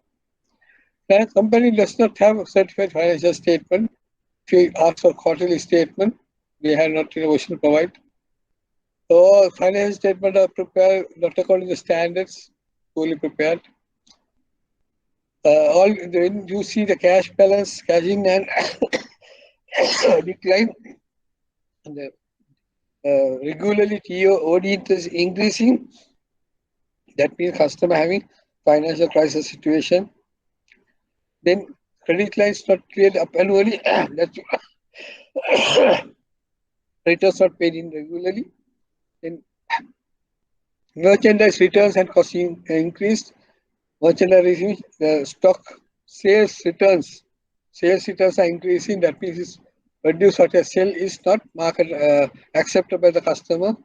So it will cost will increase on that. Inventory turnover slowed. That is inventory turnover ratio will narrow down. Changes in sales approach to increase the sales. Try to increase the credit sales. It will increase disaster situation. Then exists a slow-moving obsolete inventory we discussed earlier. Right? Stocks are not moving, obsolete. Then creditors file legal action, recover dues. So creditors are not paid in due date, so creditors may file action. Then aging and account payable and other obligations. Creditors payment dates are increasing, and therefore creditors are not giving credit to this customer. PD for extended payment terms to settle the bank loans, overdrafts, taking extended period. Then account payable are not longer discounted. That is, now we cannot give any discount for the creditors are not giving any discount. Then judgment cases and then operation expenses are increasing, decline situation. Then other information available in the financial statement, increase in debts and debt equity ratio is deteriorating. What is the equity ratio? The borrowings, external borrowings and the equity ratio. This is more than 50% mean this is a high solvency problem customer may face. Deterioration of available liquid assets to cover short-term obligation. Current assets not sufficient to pay current liabilities. Then the delinquent in obligation, taxes, CTF, EPF, salaries may not pay in due date. Then basic financial statements are consistently excessively inaccurate, we discussed earlier also. Then account receivable turnover slowed, that also discussed, turnover ratio slowed down. Poor debt collection practices, that debtors have more time to pay, and if they are not paying, defaulting. Over generous of credit terms, that also discussed increased sales and customer dissatisfaction. Other external factors we can see, economic downturn causes down for the companies or the industry. We can see today in our economy is happening downturn due to the corona and other cases. Industry innovations come to standstill. Therefore, new innovations are not coming in force. So customers facing difficulty. Upgrading of equipment, right? Then regulatory changes places constraint the company, increasing cost of goods sold due to government taxes and other things are increasing. Cost of goods sold may increase, so therefore profit may decline. Product substitution or new competitors damage the pricing structure of the company. Competitors may increase and competitors may change the price structure, so the company cannot face for the price changes. Company lacks a strategic plan or adequate planning process. And this is what we call management weaknesses. Business plans are not followed. The business growth has outstripped managers' abilities beyond the capacity to try to expand the business. We discussed this on earlier last session with the overtraining situations. The internal reports do not provide timely and accurate information, and management or businesses' reputation have been deteriorated. Then the board of directors are not coming to board meetings. Downsides including layoffs and asset liquidation, equipment idling. This you can see from the operational side. Now, today we can see in our our environment, most of the organization, the layoffs are very high. The number of people who have lost jobs due to corona is very high. Then sometimes you may find equipment idling, not on the manufacturing organizations. Equipment idling, there's no demand for the supply. Disposing of assets and selling equipments, right, without any reason, disposing assets, selling equipments to find out the cash. Product quality may decline due to low quality staff may not dare to look at the industry. Resort price reduction increase the sales volume. So when the price reduction resorted, what level profit margin declines, repayment will be a problem. Suppliers are demand of payment in advance and cash on delivery, that the creditors are forcing to payment. Suppliers may find excuses for not supply. That means they are not giving credit, also not supplying on credit basis. The debtor payment may slow, we discussed earlier. Premises are neglected. Then whatever our calls, they are not responding. So these are the factors we can see, internal factors. Yeah. So finally, come to the external sources of signals, site visit, inspections, discussion with the management staff. What are sources of information? Comparatively reduced activities in the business organization. Normally high activity but low OD is not prompt. So that's why we may find that this type of situation come where customer have been may diverted his business to some other bank. High stock levels. We have to see whether needed of these high stock levels. The stock levels are high. What happened? Cost of funds are increasing. High labor turnover, that will deteriorate the quality of the product. The resignation, demise of key staff. Important staff members may not like quality controllers, factory managers, accountants, their resignation. Then general business deterioration and financial deterioration commonly. Then communication among the staff is cooperation, and negative staff attitude will also labor unrest will lead to labor unrest. Now you can see today our harbour port authority and other number of important places are labor unrest are going on. So that will give warning symptoms of the operation of the business. Then finally, newspapers, gossips and grapevine inducers. There are important information in the newspapers. There are 7 important information in the newspapers. It is mandatory to buy 2 newspapers to all the financial institutions. Mandatory. First one is opportunity notices. If your borrower dies, that means you have to suspend all the account, the contract between the bank and the borrower, customer ceases. So we have to immediately start recovery action. Then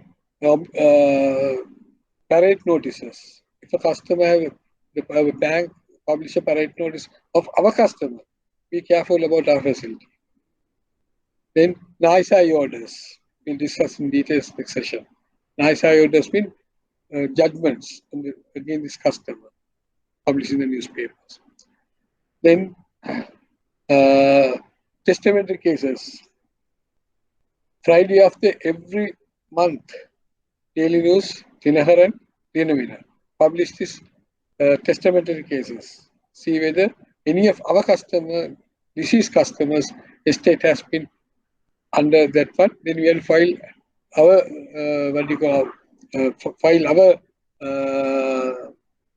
demands to the case. We have to enter for the case as a internal motion. Otherwise, we lose our money, recovery of money. Specifically, unsecured facilities. Okay, so these are the information, important ones, and also closing of companies, Earlier I mentioned about the termination of sales reps, change of names, then the business reports uh, regarding some commodity reports. All this is matters for us. Okay, right. So that's all about the monitoring and the follow-up action. So once you identify the causes for failure, what options available for recovery? So we identify the warning symptoms, identify the causes, and what is the next option? There are 5 options I have given here. First one is rehabilitation. First option is rehabilitation. Go for rehabilitation. Second option is compromise settlement. Third option is liquidating asset and the securities. And other one is litigation. Go for legal action. And there are 2 more actions are there. Do nothing and book out. Right? Book out the final write out. So these are the actions available for us, the banker, for recovery. So let us discuss next 2 sessions in detail what are these recovery options available. Okay. To apply these recovery options, I have developed a format alternatives that what action to be decided: rehabilitation, compromise settlement, liquidating securities, litigation, do nothing or book out. I got 3 factors to be considered. Number 1 is market. Whether there's a market to sell the product. Whether customer agree to come for a settlement. Whether collateral is available. Collateral or assets are available to the customer. Depending on that, our recovery action has to be decided. Right. If the market is viable, market is there, viability is favorable, customers are coming forward for negotiate with us, and the collateral is available, best option is going for rehabilitation. Rehabilitation means 2 components: rescheduling, restructuring, and business turnover. 3 options available. Second one is going for compromise settlement. Where market is completely paralyzed, failed. There's no market to sell the product. In the market, there's no market to sell the product, but customer is coming forward to do something to pay the loan, and the collateral is available. So we can negotiate to customer to with the buying the collateral from the customer and settle the loan. That is compromise settlement. Next one is if the market is not viable, customers not coming forward for any negotiation. The action available is the collateral is available. Then we try to liquidate this collateral and try to recover. If the market is failed, there's no market, or market is not enforceable, customer is not coming forward for negotiation, collateral may be not available, then next option is go for litigation, file legal action in the courts. Then the final option is, other one is do nothing. There are certain instances where I have to go for this do nothing option, because if the market is temporarily paralyzed, there are certain instances the market is temporarily paralyzed, but custom is viable, collateral viable, then we have to wait and see till the market is coming to favorable situation to do the recoveries. Finally, if you cannot recover any amount from the customer, market is not viable, customer not viable, collateral is not viable, finally we have to write off the things from the books. So we'll discuss these 7 steps, how to get the 3rd step and how to work it out on the next 2 weekend sessions. Yeah, thank you. Any questions? I don't think I asked time to ask question for you. Okay, so this handout will be uploaded to a system on Tuesday, and also the other lecture also. Okay, so thank you.